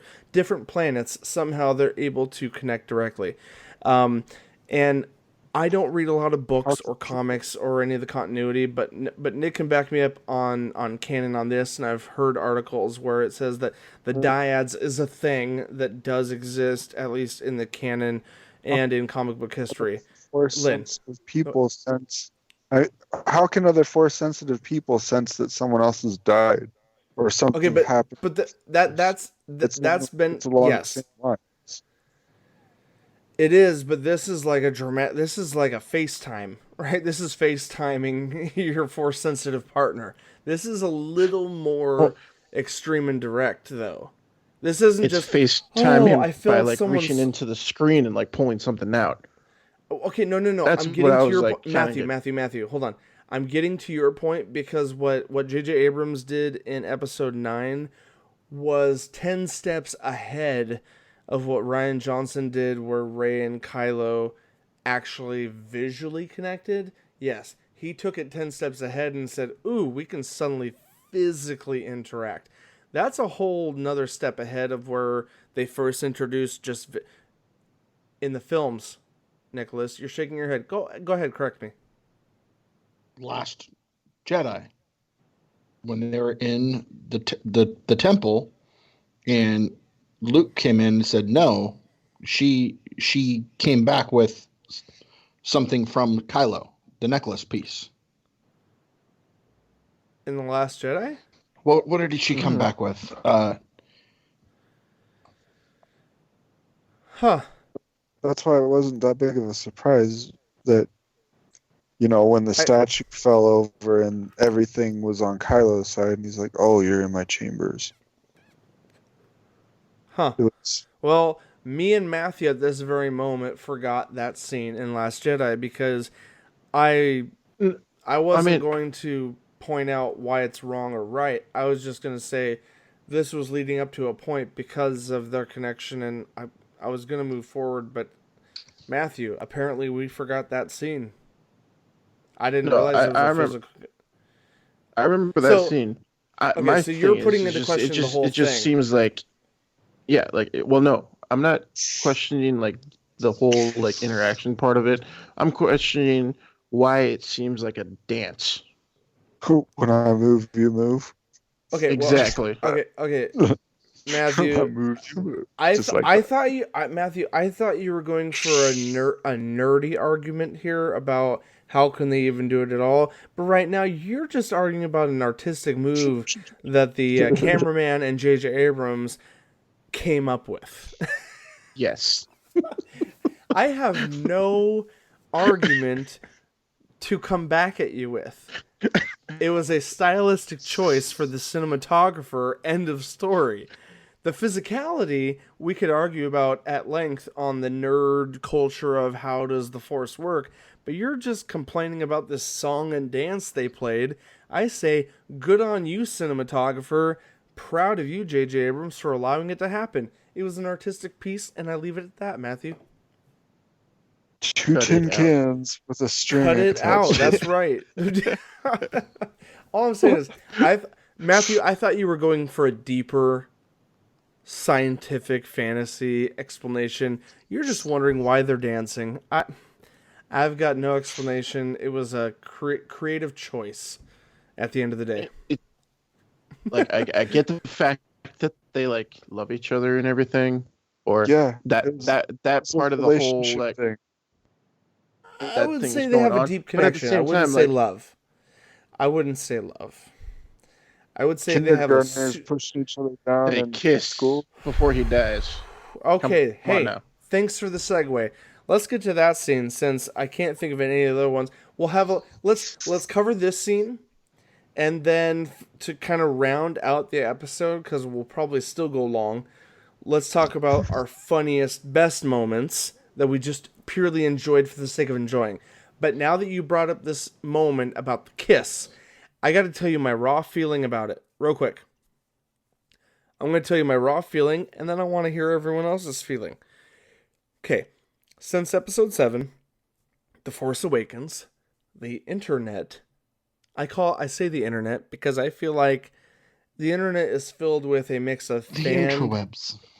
The interwebs is filled with a group of fans and a group of casual fans. And there's a weird mix in there, but somewhere between casual fan and hardcore fan, a majority of people shipped Reylo or Kyrie, or however you want to ship the two. From episode 7, people felt that there was a Kylo Ray and a Ren romance blooming through the dyad connection. Because I mean, let's paint the picture clear. The first time Rey saw Kylo, he was flippin' shirtless. And can I say that is a first for any Star Wars film as far as anything that might be considered romantic or awkward? Oh my. Awkward or romantic. As soon as we saw Adam Driver, who plays Kylo Ren, as soon as we saw him shirtless with black pants on an Imperial Star Destroyer, fans were like, oh my damn. And then when Rey got all awkward and sweaty while talking to him, I mean, I just thought it was a brother and sister awkwardness, in my opinion. She's like, you're fucking shirtless. Oh my damn. I don't know how to feel about this. But fans were already ready to ship them off to Tatooine in a carriage with a wedding ring. That's where fans were at. I'm a fan, but that's not where I was at. Then we move forward through the saga, and somehow the kiss at the end of this film was somehow deserved or expected. I gotta tell you, JJ, you were paying fan service to a small group, or large. I don't know, because I didn't see that coming. I didn't expect it, and when it happened, here's two things that happened. The first time I saw it, I started biting my teeth as I saw them lean in. And I immediately said, no, oh no, they're gonna kiss. Oh, That was the first thing I thought as it was happening. And then as I walked out of the theater, guess what my 70-something-year-old father-in-law said after I walked out of the theater with my wife? My father-in-law said, Ray, I lost all respect for you. That's it. To be fair, he's set in his ways. He only loves the original trilogy, and 90% of everything that's happened in the sequel trilogy, he's kind of looked at with gritted teeth. He was happy that Luke Skywalker died. He hates Finn, and was disgraced that We all hate Finn. and was disgraced that Rey kissed Kylo. Fair enough. There is hold that up. group of... I love my father-in-law, but there are that group of fans that feel that way about a lot of these things. I do not feel that way about the whole saga. Did you just say you hate Finn? Yes, No. like he was a useless character in the whole saga. Okay, Nick, I will allow you to voice your opinion about Finn shortly after I explain where I was saying... I was just reacting to what you said, and Matthew he picked it up. So I saw The Force Awakens with my brother-in-law my father-in-law, and my wife. My brother-in-law and father-in-law are die-hard original saga fans. My father-in-law has hated Finn, the exiled African-American stormtrooper, throughout all 3 films. He has felt he was a useless character, wished he would die, and was sad that he didn't die yet. Also, my father-in-law thinks that Luke Skywalker is a whiny-ass bitch from episode 4 and has never changed, hated what they did with him in The Last Jedi, and was happy that he died at the end of Last Jedi. He has also... I don't know. That's where I'll end with. Those are the 2 big things. He hates Finn and was happy Luke Skywalker died. And now, respect. The guy served in the Vietnam War and he's like 72 years old. He is entitled to his opinions. He was older than all of us when the first Star Wars movies came out. So to each his own, that's his fandom. And he was disgraced to see Rey kiss Kylo. Now, let's go back to where I was specific. You can talk to me off air about my father-in-law's opinions. They're not mine, so to each his own. But now going back to the scene that I thought was the most awkward out of the entire movie, the only scene that I thought would have probably been fine being completely cut out and just or skipped over quickly if they had just had a personal moment where they connected and they cared about each other. And then Kylo passed because he gave up his life force to bring Rey back after destroying Palpatine. She literally used up her life force to stop Palpatine. And then Kylo uses his last energy while connected to Leia, his mother, to bring Rey back. And that expelled all his force and he died. And we got to see a nice disappearing act from General Leia and her son, Ben Solo. They both faded into the Force at the same time. It's very cyclical because Kylo turned at the last minute. Not quite the last minute. He had a little more time for turnaround versus Darth Vader. Anakin Skywalker turned around literally at the last moment where he was like, do I let the Emperor fry my son or do I stop the Emperor? And in that moment, that's what redeemed Anakin, was killing the Emperor. And suddenly we get a Force ghost of Darth Vader because he redeemed himself in literally the last minute of his life. Whereas Kylo Ren literally had several minutes of movie time where he went through a redemption moment.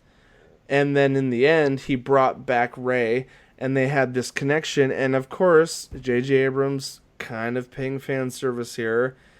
He heard the Twitter space. He heard people trying to ship. Can you guys still hear me?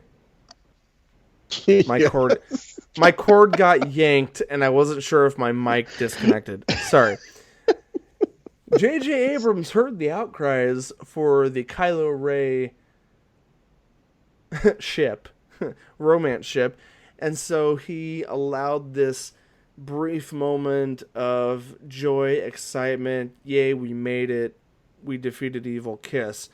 And there was a little bit of romance there, but then it was kind of shortchanged by letting him die so quickly. So I'm kind of mixed on feelings. Upon second viewing, I was less bothered. It didn't bother me the second time, truly. I just kind of soaked it in for what it was. I thought that if they were going to go that route, I feel a little shortchanged that he died so quickly. Now we can't see this romance come to fruition. But at the same time, they could have cut it out completely and it would have still been emotionally impactful. Out of all the scenes of the entire 2.5-hour film, if they had cut out the kiss, I don't feel like I would have missed anything. Now that I got that off my chest, how do you guys feel? Matt's been itching to say something. Go for it. Basically, Kylo Ren and Rey are 50 Shades of Grey. Did you get that too? I'm kidding. I did not get that. I don't know where you're going with this, Matthew. Kind of. I don't know. Where they're fighting each other. I get it. Yeah. Well, no. You got the dark side of Kylo Ren, who's basically like the boss or the dom, and then you got Rey being a submissive, kind of like going, "Oh, I kind of like him," and it's starting to turn into something different. Was she though? I mean, was she really submissive, or are you just reaching, Matthew? I'm not. No. What do the other guys at the table And feel about that scene? Or I'm sorry, I didn't mean to cut you off. Go ahead, finish, Matthew.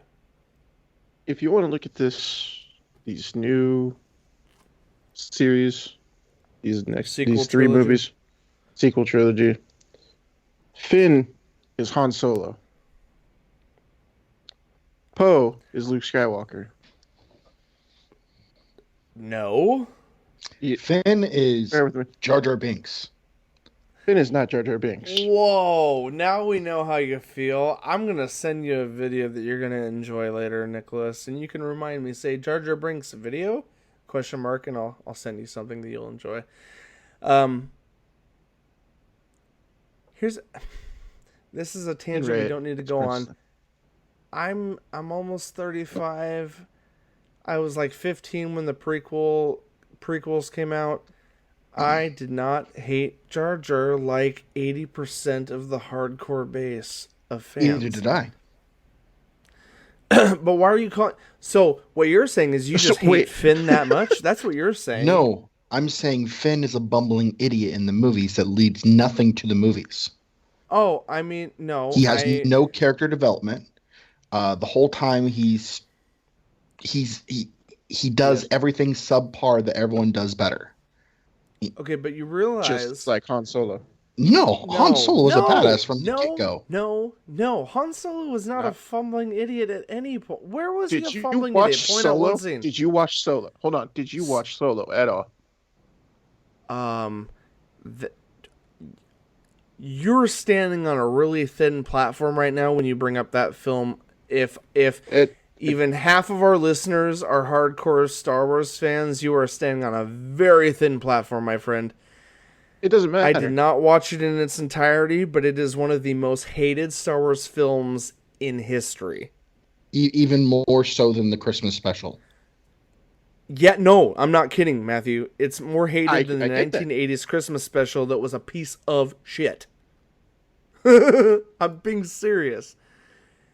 You can almost forget anything that happened in that film because Star Wars, Lucasfilm, and Kathleen Kennedy are pretending it never happened. I'm not kidding you.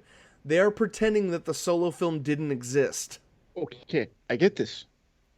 So, But having said Solo- that, you're trying to justify Solo some has to have stupid grown up. Hold on. scenes that happened that have nothing to do with Harrison Ford. The Harrison Ford Solo that we all know. Why Harrison are you bringing Ford- up Hold on. Hold up. I'll let you speak. Go on. I love you, Matthew. Go on. Okay. I'm not going to laugh at you. Didn't Go really on. become a badass until the second and third movie. The first movie, he was a bumbling idiot. Correct me if I'm wrong. He wasn't a bumbling idiot in the first movie. He didn't care in the first movie, but he still helped. And everything he did correctly. The people that actually fumbled and bumbled around him pulled him into the rest of their crap. Luke. But real Leia. quick, no, Matthew, real quick, just one quick point. I'll let you finish. Okay. I want you to finish. I get where you're coming from. I know what you're trying to explain as far as how he was as a character prior to what we know him as. But I gotta say, I just gotta point out, nothing in any Star Wars material, canon or otherwise, could be as bumbling and as mishapped, should have died 20, 30 years ago, the first time we met him because of how klutzy and stupid he was, is Jar Jar. I don't know how you're comparing young Han Solo to Jar Jar Binks, and I love Jar Jar for comedy relief. It was George Lucas's attempt to replace C-3PO before C-3PO became fully realized. Because in the classic Star Wars films, C-3PO was the comic relief. Like, intentionally, you watch any featurette or interview, that was George Lucas's intention with C-3PO, was comic relief. Now, Chewbacca and Han Solo, their dynamics were also intended for comic relief. But I cannot believe you're comparing any form of Han Solo, including the Solo film, being even remotely close to the klutzy ridiculousness of Jar Jar Binks. No. That's what I feel like you're doing. I'm comparing Finn to Han Solo. That's who I'm comparing here. Okay, so if anyone's Han Solo, it'd be Poe. Poe is Skywalker. No, how? Okay, Rey Skywalker.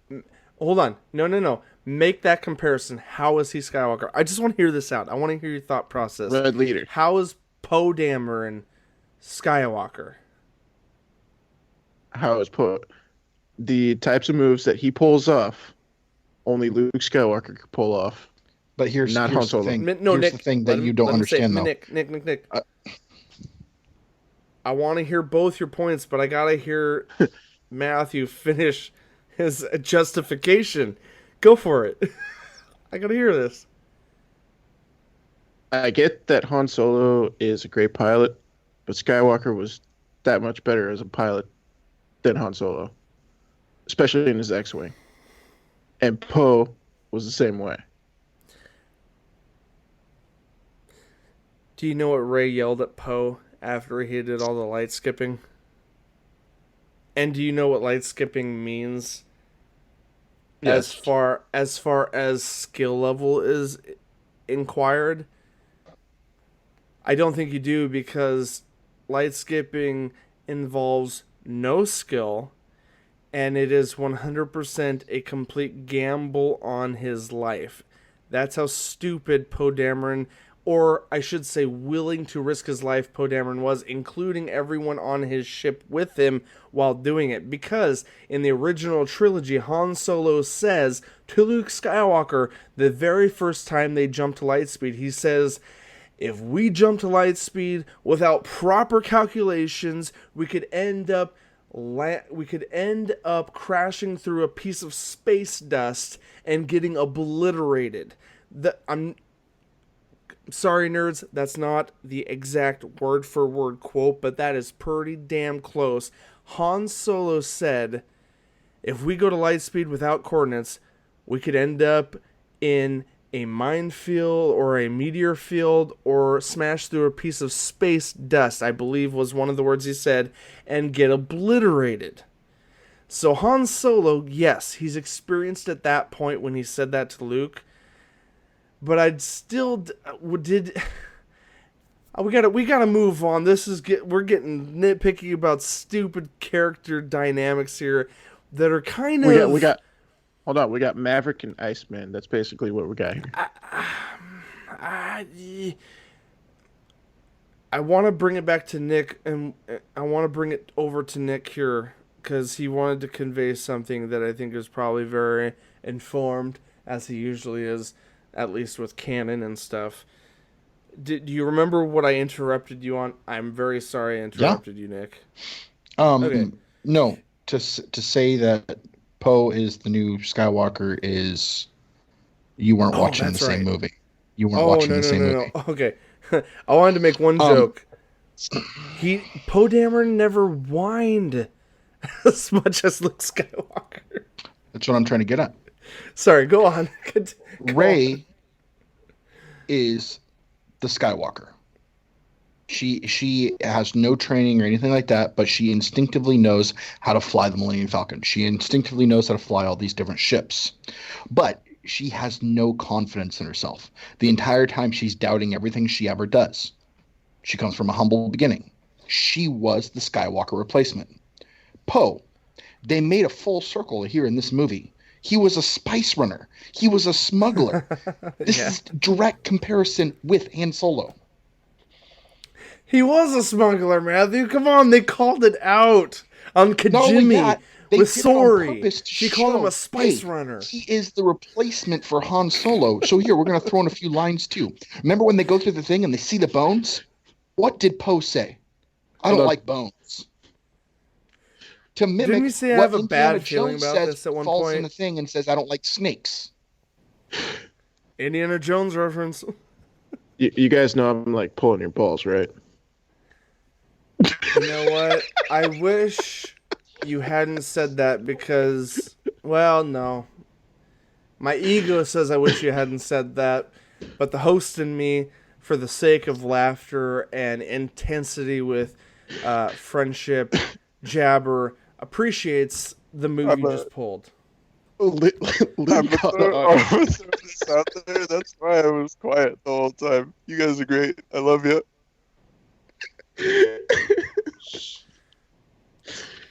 I don't know how much I believe you, Lynn. No, but I honestly feel, from all standpoints, that Finn's character lended nothing to the story. They quite literally put him in there to have someone of a minority in this thing as a main character.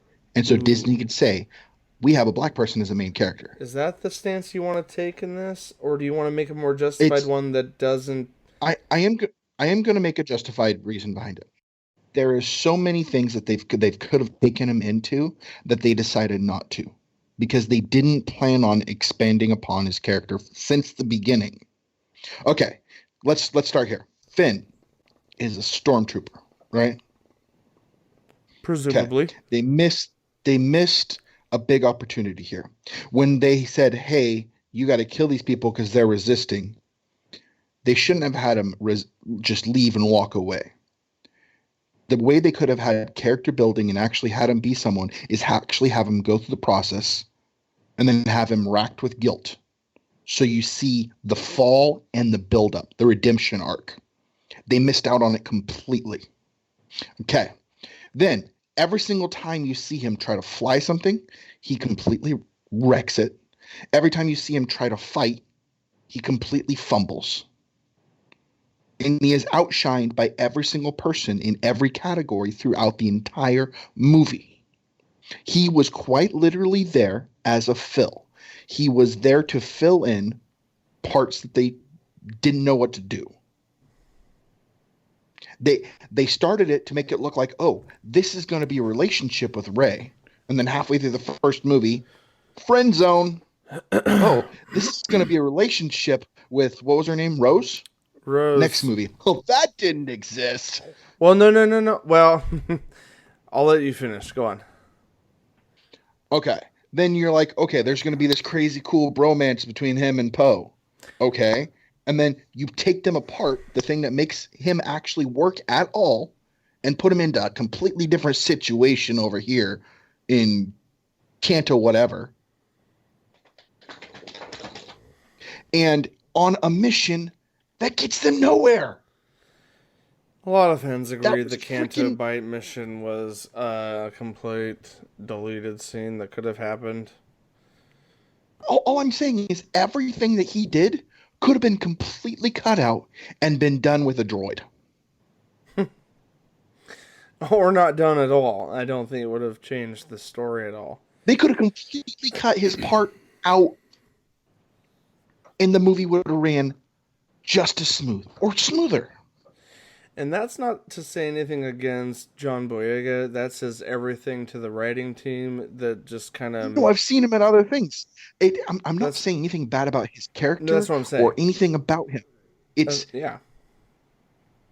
They made an incomplete character they didn't know what to do with. And I just want to give a shout out to Kelly Marie Tran, who was Tika Rose, the character that randomly out of nowhere towards the end of The Last Jedi, Finn goes on a suicide mission to stop the forces from coming, and he's going to literally crash into it. And then Tika Rose somehow sideswipes him and stops him from doing it. And then out of a complete random moment, she says, you know, we need to fight for love, was, I think, the quote she said to him. And then she literally kisses him. She grabs his head and kisses him. And this all happens in The Last Jedi. And then he's just kind of taken aback and stunned, and he kind of doesn't even react appropriately, regardless of how that would have ended up. And so there's this unspoken connection that she thinks she has with him. And then throughout all of The Rise of Skywalker, J.J. Abrams and writing team are basically like, we're going to give you a couple things to do. We're going to pretend that love interest never happened. Literally. That's what happens. They just completely cut her role down to next to nothing. And that's where we're left. Or it was something that he wasn't into and he didn't know how to walk away from it. I mean, that would explain the Poe Dameron bromance that could have happened, but it doesn't explain Do you how... blow up at her and be like, oh my gosh, you freaking kissed me. I didn't want that. I'm in love with Rey. Is that how you would have rather that panned out? I mean, no, see, well, no, none of quietly no, off into the sunset. We could just forget it didn't happen. The only way Finn's... Sorry, go ahead. I was just saying his reaction was warranted because it's not something he expected. Like, he kind of played into that the whole time. She kept trying to talk to him and connect with him, and he didn't want anything to do with it even early on. And then she lays that on him, and he still acts shocked. It all makes sense. Now, a lot of fans online would probably say, oh, we were hoping for a Poe Dameron Finn romance. It could have happened. 2019, Disney, hey. But the point is that wasn't the direction that's going on, and also it didn't justify why the hell Finn and his new friend on the planet where they kind of go try to find the Death Star remnants, and Rey's like, you know what, I grew up on a sand planet, never ridden on the waves or the ocean, but I'm going to take that skiff and just do it, because she believes she can. And she goes up these rapids, kind of like Moana style. Like, oh, she gonna die. No, she fine. She grew up on a sand planet with no water. She'll be good. And then, Finn's all like, we gotta go after her. And then this other chick who also happens to be a stormtrooper, castaway. Yeah, we got out of that business. Helps him. And while Rey is fighting Kylo at the end of this on the Death Star wreckage, I know I poked fun at some of the plot in this movie, but that aside, Finn tries to go stop their lightsaber battle because that makes sense. He's going to run after her, and he does a lot of yelling in this film. We know how the last time turned out for him. If you guys rewatch this film, pay attention. How many times does Finn yell? Randomly yell. And in this moment, he goes, Rey! And she's like, oh, there's a guy I kind of care about. I don't want him to die. And so she force pushes his ass back. And then she goes back to the lightsaber fight. That aside. Writing aside, the moments with Kylo and Rey were epic. But Finn, come on, bro. Get out of here. They're dueling with lightsabers. There's waves crashing above your head. What are you going to do? Blast her Rey off the ledge and say, nah, bitch, get out of here. You don't need to fight him. What's he going to do, really? Honestly. Now, I'm done tirading. Anything else you guys want to say about that or comment about? I just want to say I love you guys. I apologize. I tiraded a little bit, and I love you too, Matthew. Before things go any further, are there any other major canon things that happened or theory? I know Nick's got several, but out of all of us, real quick, theories. Even Dio had a more important part than Finn. Who? Oh, that sweet little robot droid who magically had a lot of information, right, that they didn't know about to the very end. Dio. Think about it this way. The only part that they actually give him any power or anything was in the end when Poe's like, hey, I need your help to run this whole thing. He was the overrated emotional support. What, Dio, Poe's little robot? No, I'm talking about Finn. Oh. He was the emotional support and the forever friend zone for Rey. and And he's friend going to zone get from friend zoned again Poe. by Miss Stormtrooper girl. No, I don't think he has a love interest towards Rey. I think he was trying to like let her know that he is force sensitive. I don't think he's. He wanted that Sand Planet Strange. You are not gonna deny that. Matthew, I'm sorry. As closely connected as we are, I completely disagree with you on that. I feel like he was attracted to her from episode 7. I'm not kidding. I feel like he had a thing for her the entire time. He wanted her to force diddle him. He didn't become. I think he became indirectly force sensitive. Indirectly, when he started talking to the other Afro-American stormtrooper gal who connected with him towards the end, and he just kept saying things about, I have a feeling. And 3 different scenes he said, why do you think that? Someone would ask him, and he said, it's a feeling. And so the whole time they're alluding, force sensitivity, which I didn't get until the very end when he actually sensed. Who did he sense dying or coming back to life or being dead or alive? Towards the end, he sensed someone. Was it Leia or Chewbacca was still alive? I don't remember.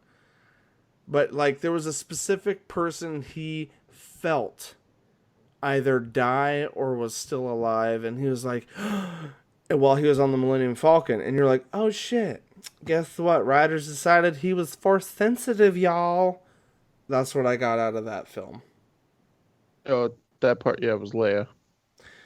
Yeah, so like that was. He kept saying, I feel it, or it's a feeling, and we're led to believe. I literally had no idea where the writing was going with that. All the scenes where he said, it's a feeling. I didn't think twice about it. Rewatching it, I'm going to now see that and be like, oh, see, they're trying to make us think he's force sensitive. Okay. Don't get me wrong. From the first movie, I wanted Finn to be more than he was. Yes, same here. I mean, but they didn't complete his character.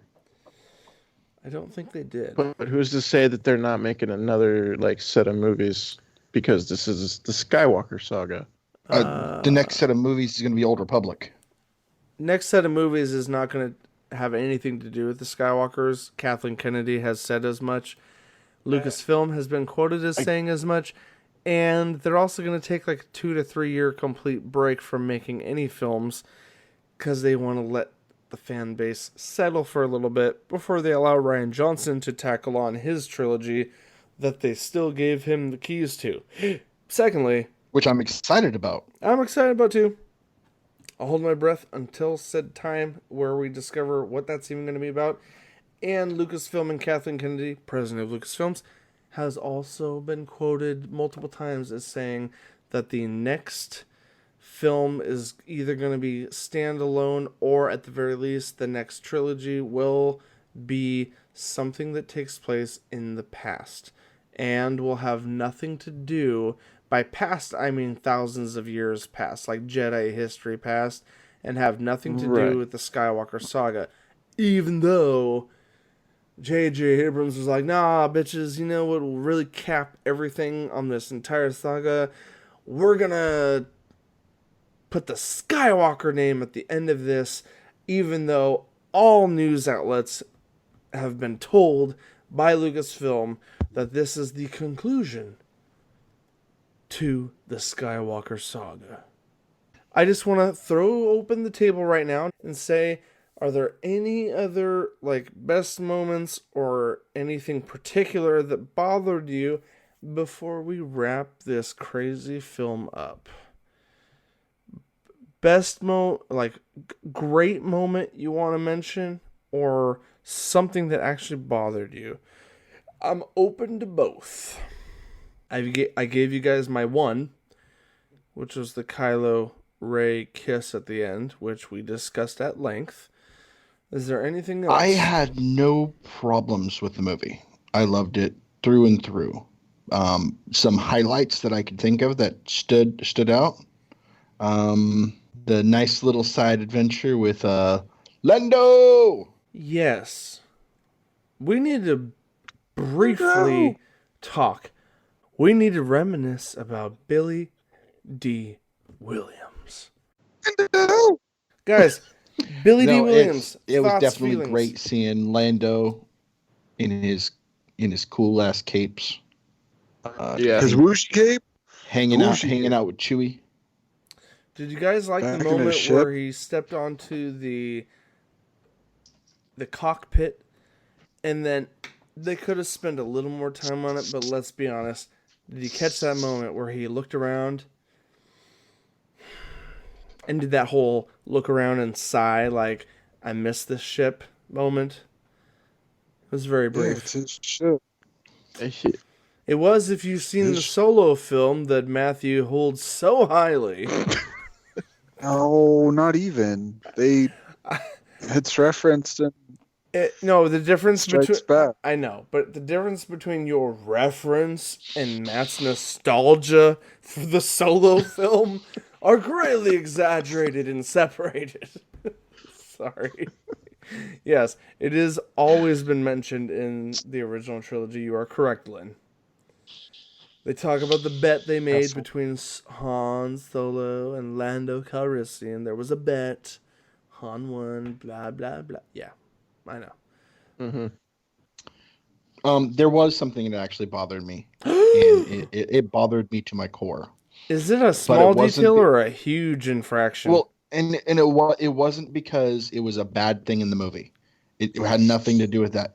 It was something that happened in the movie, like shook me to my core because I'm a computer programmer. Oh no. That's my encouragement for you to go on. Oh no. When they reset C-3PO, and when he finally gets back to R2-D2, and R2-D2 does beep beep beep beep beep beep beep, and then C-3PO is like, "What do you mean, best friend? I would know if I had a best friend." And it just like, I almost broke down right there. It's just like, what? No. In your zeros and ones, you're missing your ones. Okay. So explain to me right now, Nicholas, is this a techno geek gripe or it hurt your heart in the plot? Because that's where I'm hearing your reaction here. It devastated you emotionally, has nothing to do with about your geek card. They pulled my heart out my anus. Oh, that's a little extreme and unnecessary for the context of this podcast, but thank you nonetheless. No. This instance, no, it's not. So, you were That's saying... no, just thinking. Okay. Logistically, the amount of information that would have had been erased to completely erase R2-D2 from his memory bank is vast. And anybody that knows computers can tell you, nothing is permanently erased. There's always remnants. Something would have been there. Yeah, but to what end? No one could bring it back based on their nerdy ass techno capabilities. No, I'm glad R2-D2 had a backup, because you always have your backups and always check your backups. Don't forget it, people. You know what's funny about his backup though? I feel like they were on a nerd side card on this whole plot. I do feel like they held a little bit of authenticity and accuracy in the reboot, because when he rebooted, he didn't realize that he had started the mission with whoever it was. Like, we kind of backtracked a little bit to where he got rebooted. Well, yeah, do you remember that? It makes us realize, because C-3PO told them, no, you can't trust R2-D2's backups. And so basically him saying that he would never allow R2-D2 to do that. So R2-D2 has been backing up his memory without him knowing. Exactly. For God only knows how long. Yes, but also there was a small gap. My point was, like, that is an hilarious point, Nick. Yes. But there's also a little bit of a gap because the last week of adventures that he's already been on was not backed up. They haven't been together. Exactly. I know. That's what I'm saying. It was only backed up to the last time they were actually together. So there's like a week or two missing, And he's like, "What? We've already been on this mission," or something. He says something like that. But no, your point, Nick, was beautiful. Yes, R2D2's been secretly backing up his shit for who knows how long. I'm gonna tie Destiny 2 to this scenario right now. Oh no, you didn't. C3PO is Banshee 44. The other thing that I'm not thinking anybody's realizing too is if R2D2's been doing these backups this entire time, how many languages did they say that C3PO knows? How big are the files that he has to save to back up? Exactly. Well, How much memory does R2D2 have? Is he a supercomputer trash compactor? Well, on that same token, shouldn't R2D2 be able to decipher Sith? on that same note, C3PO had it in his memory banks the whole time, regardless of his protocols. You know what I mean? Like, they had to hack it out of him just because he wasn't allowed to share it. They could have had R2D2 bad touch him and get the info out. Well, and if you guys Right. didn't realize that the voice they used for C3PO when he went all Sith-like, you've heard that before. Do what? You've heard it before. Phantom of the Menace. I can't even remember. Phantom of the Menace. When Anakin, little boy Anakin, first fires up C3PO and he's saying some weird off-the-wall shit, that's the voice he spoke in. By the way, I fact-checked for all you nerds.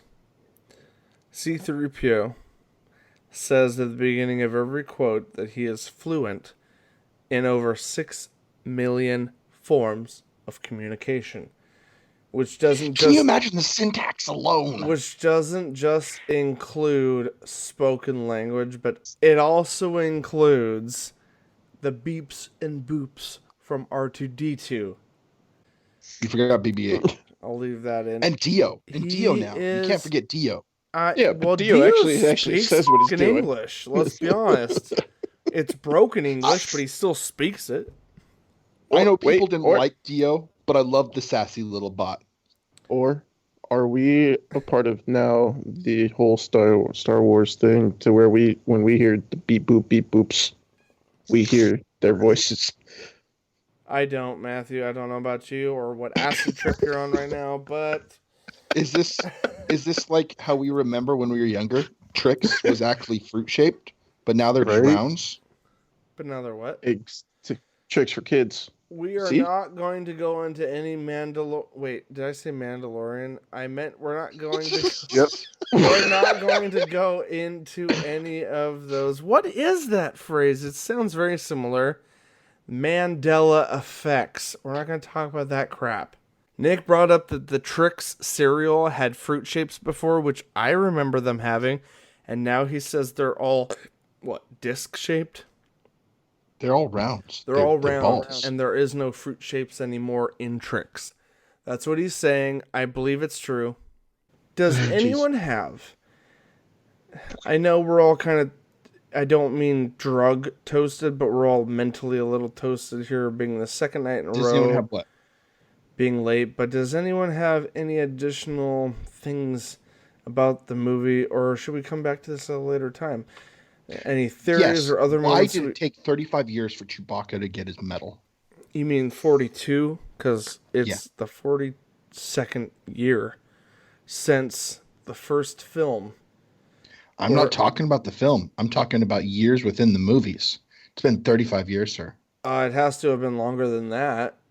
Original trilogy, we've got episode 7 or episode 4 is when he got it, right? Or when he didn't get it, I should say. Episode 4. Got it at the destruction of the first Death Star. Right. And Or should have. there's been 30 plus years between episode 4 and episode 9. Either way, you're correct. It's been roughly a 30-year gap, and Chewbacca is not getting any younger. Wait a minute. canon-wise, I thought he was over 300, but Poe Dameron corrected us real quick by saying he was over 250 when doing all that light skipping in the Millennium Falcon, and Chewbacca was yelling at him. He said, I know you're 250-something or over 250 years old, but... And then he made some comment in that moment. So that was Star Wars canon trying to claim that he's around 250. I thought he was a little over 300. And Wookiees from the planet Kashyyyk do live roughly over 300. So... Kashyyyk. I don't give a yeah. All you cannon fodder bitches that love Star Wars say hey-o. Anyway. Mint. That is mint. Thank you for that, Matthew. I would like to throw this one out there. That Finn's fake high school girlfriend that kind of alludes to being Lando's daughter. Is it bad that the entire time I was hoping she would backstab him in some way or their shit up just a bit? Like, I didn't want it to be that easy. It's not As in possible, like, a trooper that's actually still a trooper, but you're talking incognito. about a trooper spy? Like the double cross. Yep. Oh my god! You The son of a double cross. Those were some crazy horses, though. Oh, quick opinion. Tail end of this whole thing. How did you guys feel about General Hux's disingenuous reason for being a spy?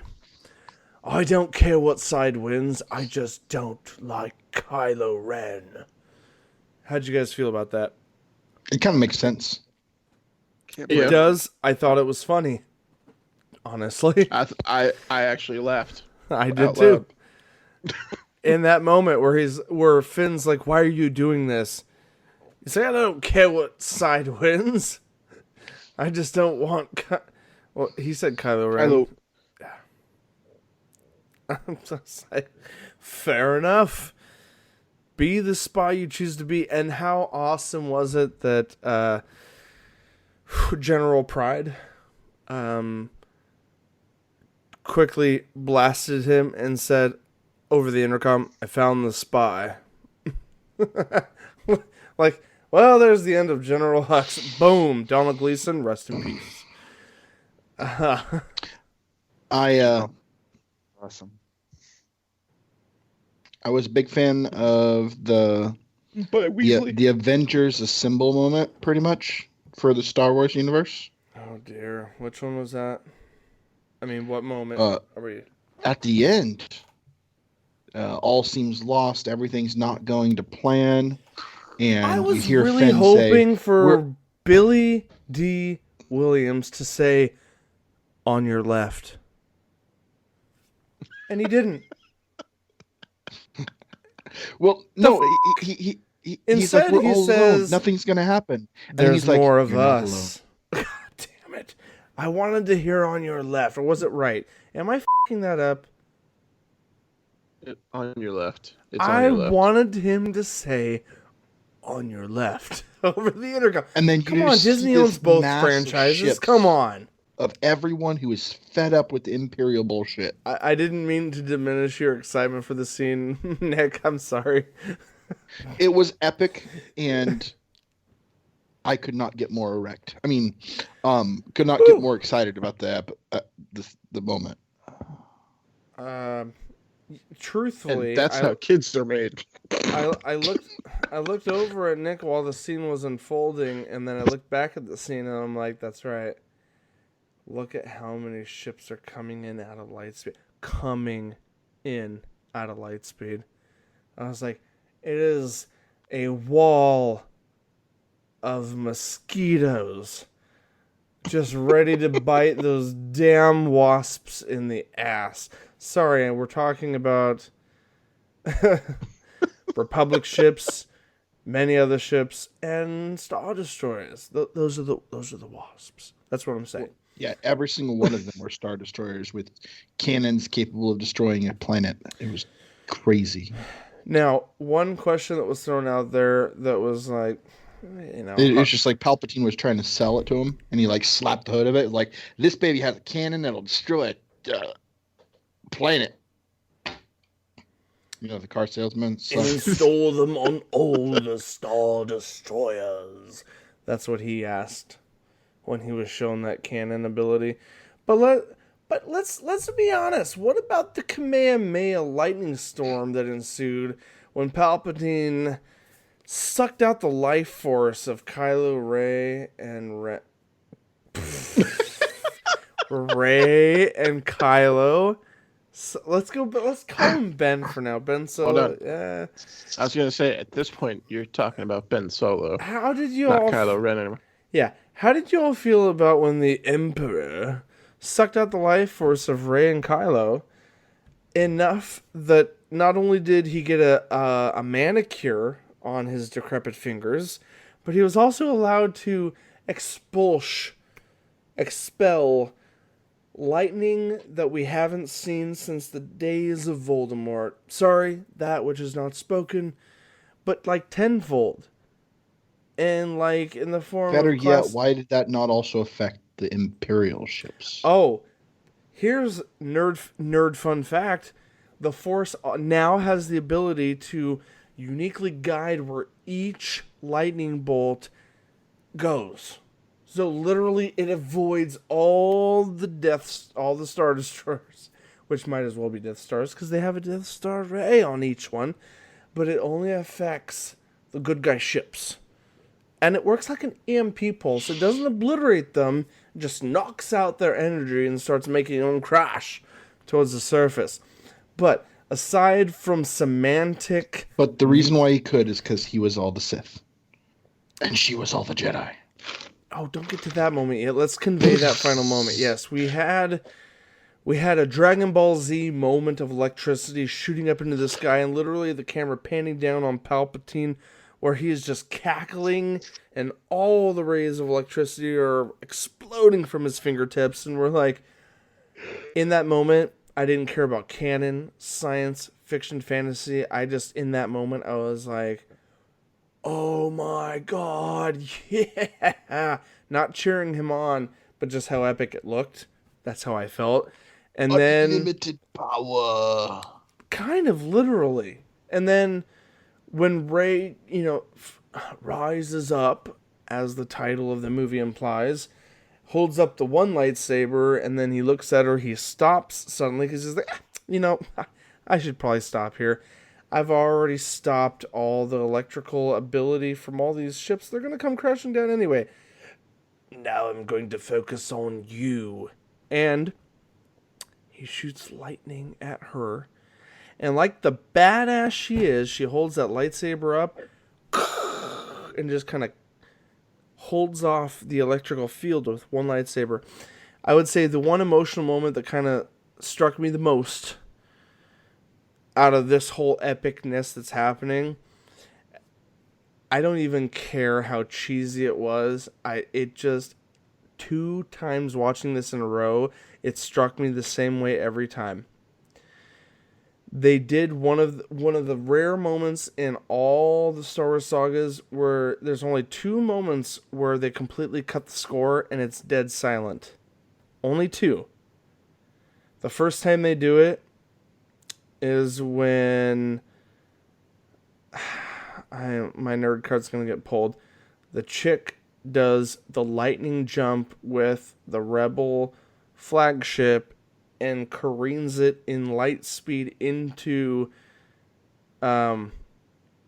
Snoke's capital ship, obliterating it. And they said, no one can do that. It's never been done before. And the score to everything just dead silent in the theater, and she cuts to light speed, and she's the only one left on the ship.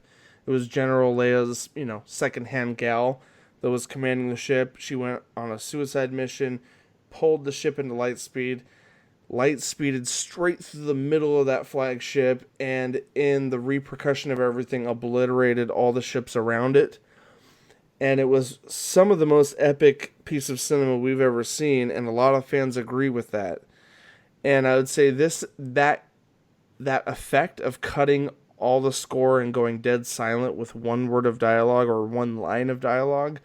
J.J. Abrams did the same thing as far as giving us that emotional moment where, cheesy or not, Rey is holding back the lightning with one lightsaber, and then she force grabs the second lightsaber that Kylo Ren gives to her at the last second, and she, in dead silence, says, in retort to him saying, "I am all the Sith," and he's trying to kill her, and it goes dead silent, and she's like, "I'm all the Jedi."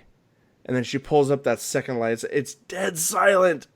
And that just gripped me emotionally. I was like totally sucked in for that moment. She pulls up that second lightsaber, crosses the two, and just holds back the Force lightning that he is shooting at her. And she just walks up to him like the Terminator, like nothing matters. And you hear voices. Did you guys catch all the voices? Yes, that was beforehand. I capitalized on the moment, but before she says she's all the Jedi, before she gets up off the ground, like she's struggling to get back up, and she starts hearing all these ethereal Force ghost voices in her head saying, "Get up, Rey, you can do this, get up, rise again." All of these voiceovers, there's actually a long list of credits. Mm-hmm. We got Mark Hamill as Luke Skywalker. We got Frank Oz as Yoda.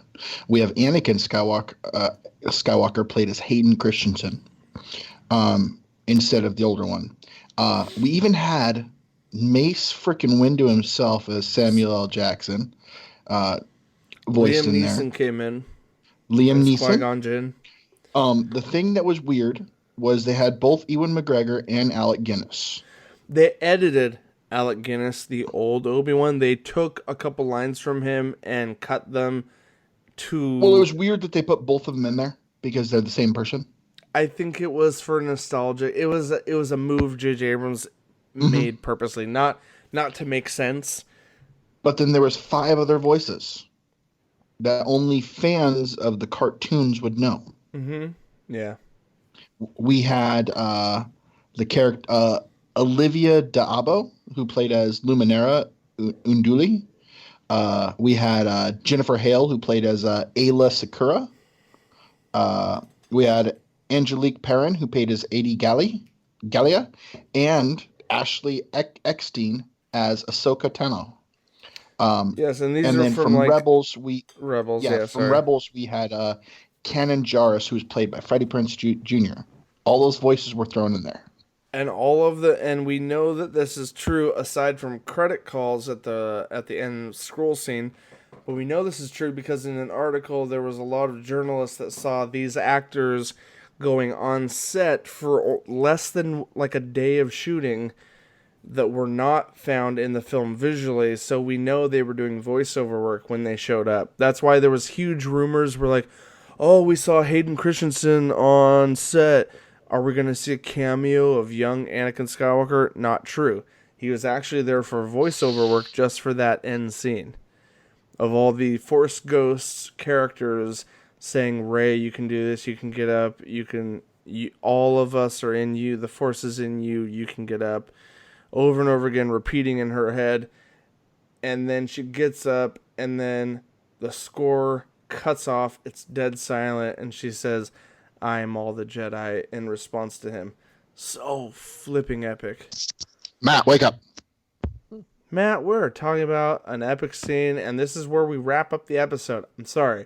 I just wanted to get this final scene out there.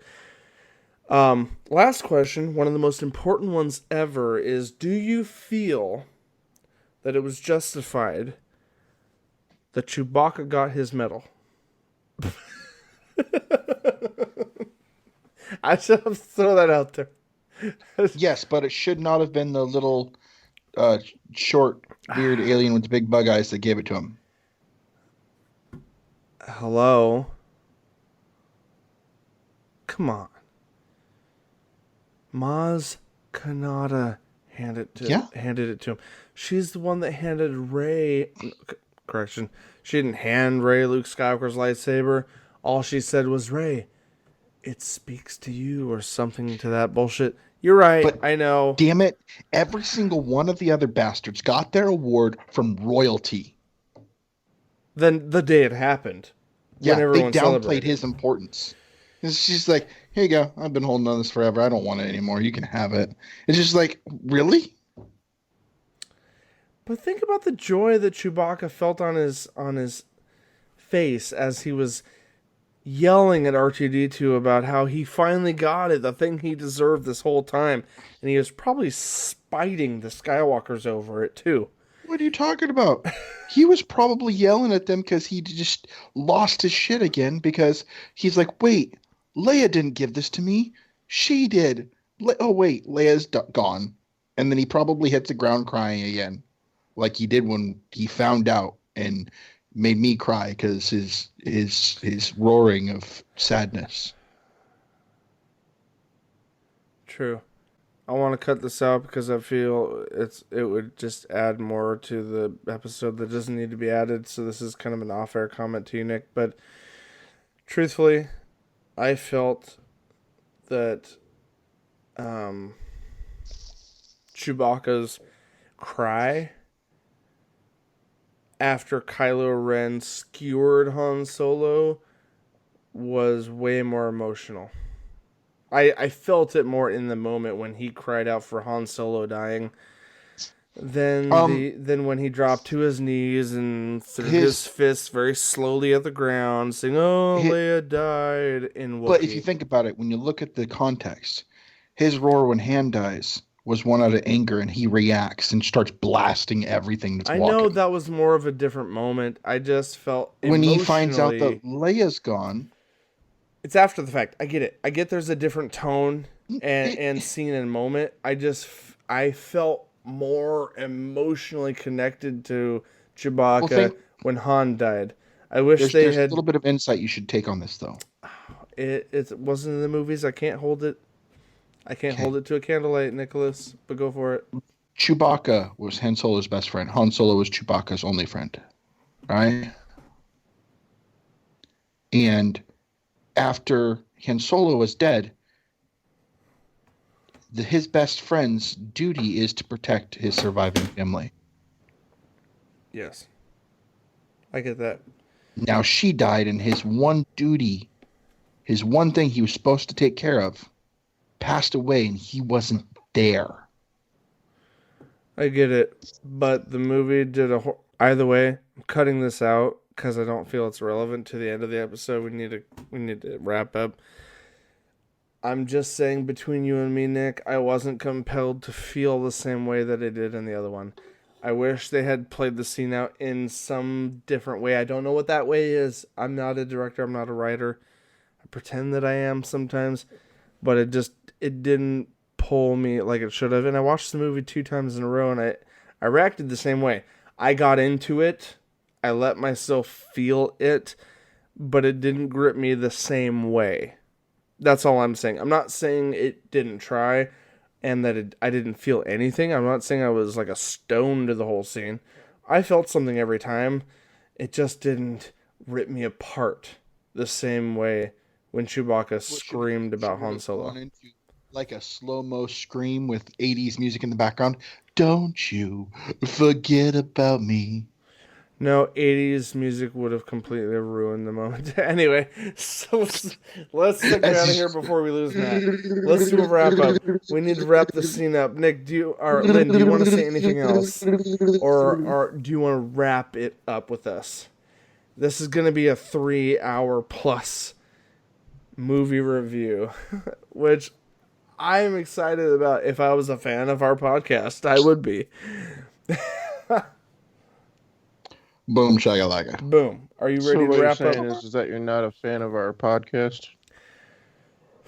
Says the guy that never listens to our episodes. I listen to them for self-correction. You don't listen to them for nothing. I am also a fan, so I listen to them for 2 reasons. I look to improve, and I enjoy our content. Matthew, let's look into the camera meaningfully with a little bit of a modicum of energy as we close out, shall we? Guys, I feel like there's a lot of details that could additionally be ripped apart, because at our core, we're nerds, and at our core, Star Wars is our childhood. Hey, I resemble that remark. Resemble or resent? I said resemble. Because I don't see your shape completely resembling the mark I made. I'm not sure what that mark looks like as a symbol. I'm sorry, just continue. Tangents, I'm moving forward, sorry. Guys, we're going to have to wrap this thing. We're going to have to wrap this thing up now, because I don't know where the final edit will land, but I feel like we've gone for close to 3 hours, maybe more. And if you're as passionate as we are, hopefully you've enjoyed this conversation. Guys, shout down in the comments below or send an email. We'd love to hear your favorite moments or your hated moments, if there are any. Did you love this unconditionally? Did you have problems with it? Or where do you guys land in the middle? As you guys heard, most of us loved it as a whole, but there's plenty of things to dive into as far as the nerd culture goes. Guys, let us know. We'd love to hear. Hope you've enjoyed this. This has been your Star Wars Episode 9, The Rise of Skywalker. Kind of a deep dive at this point. This is a wrap up to a really long-running saga. 42 years of nostalgia and a lifetime of childhood love. That being said, folks, thank you for watching. Thank you for making it to the end, if you're still here. For myself, Matthew, Lynn, and Nick, this has been a form of your Nerdy Essentials, and as always, nerds, we'll see you on the other side.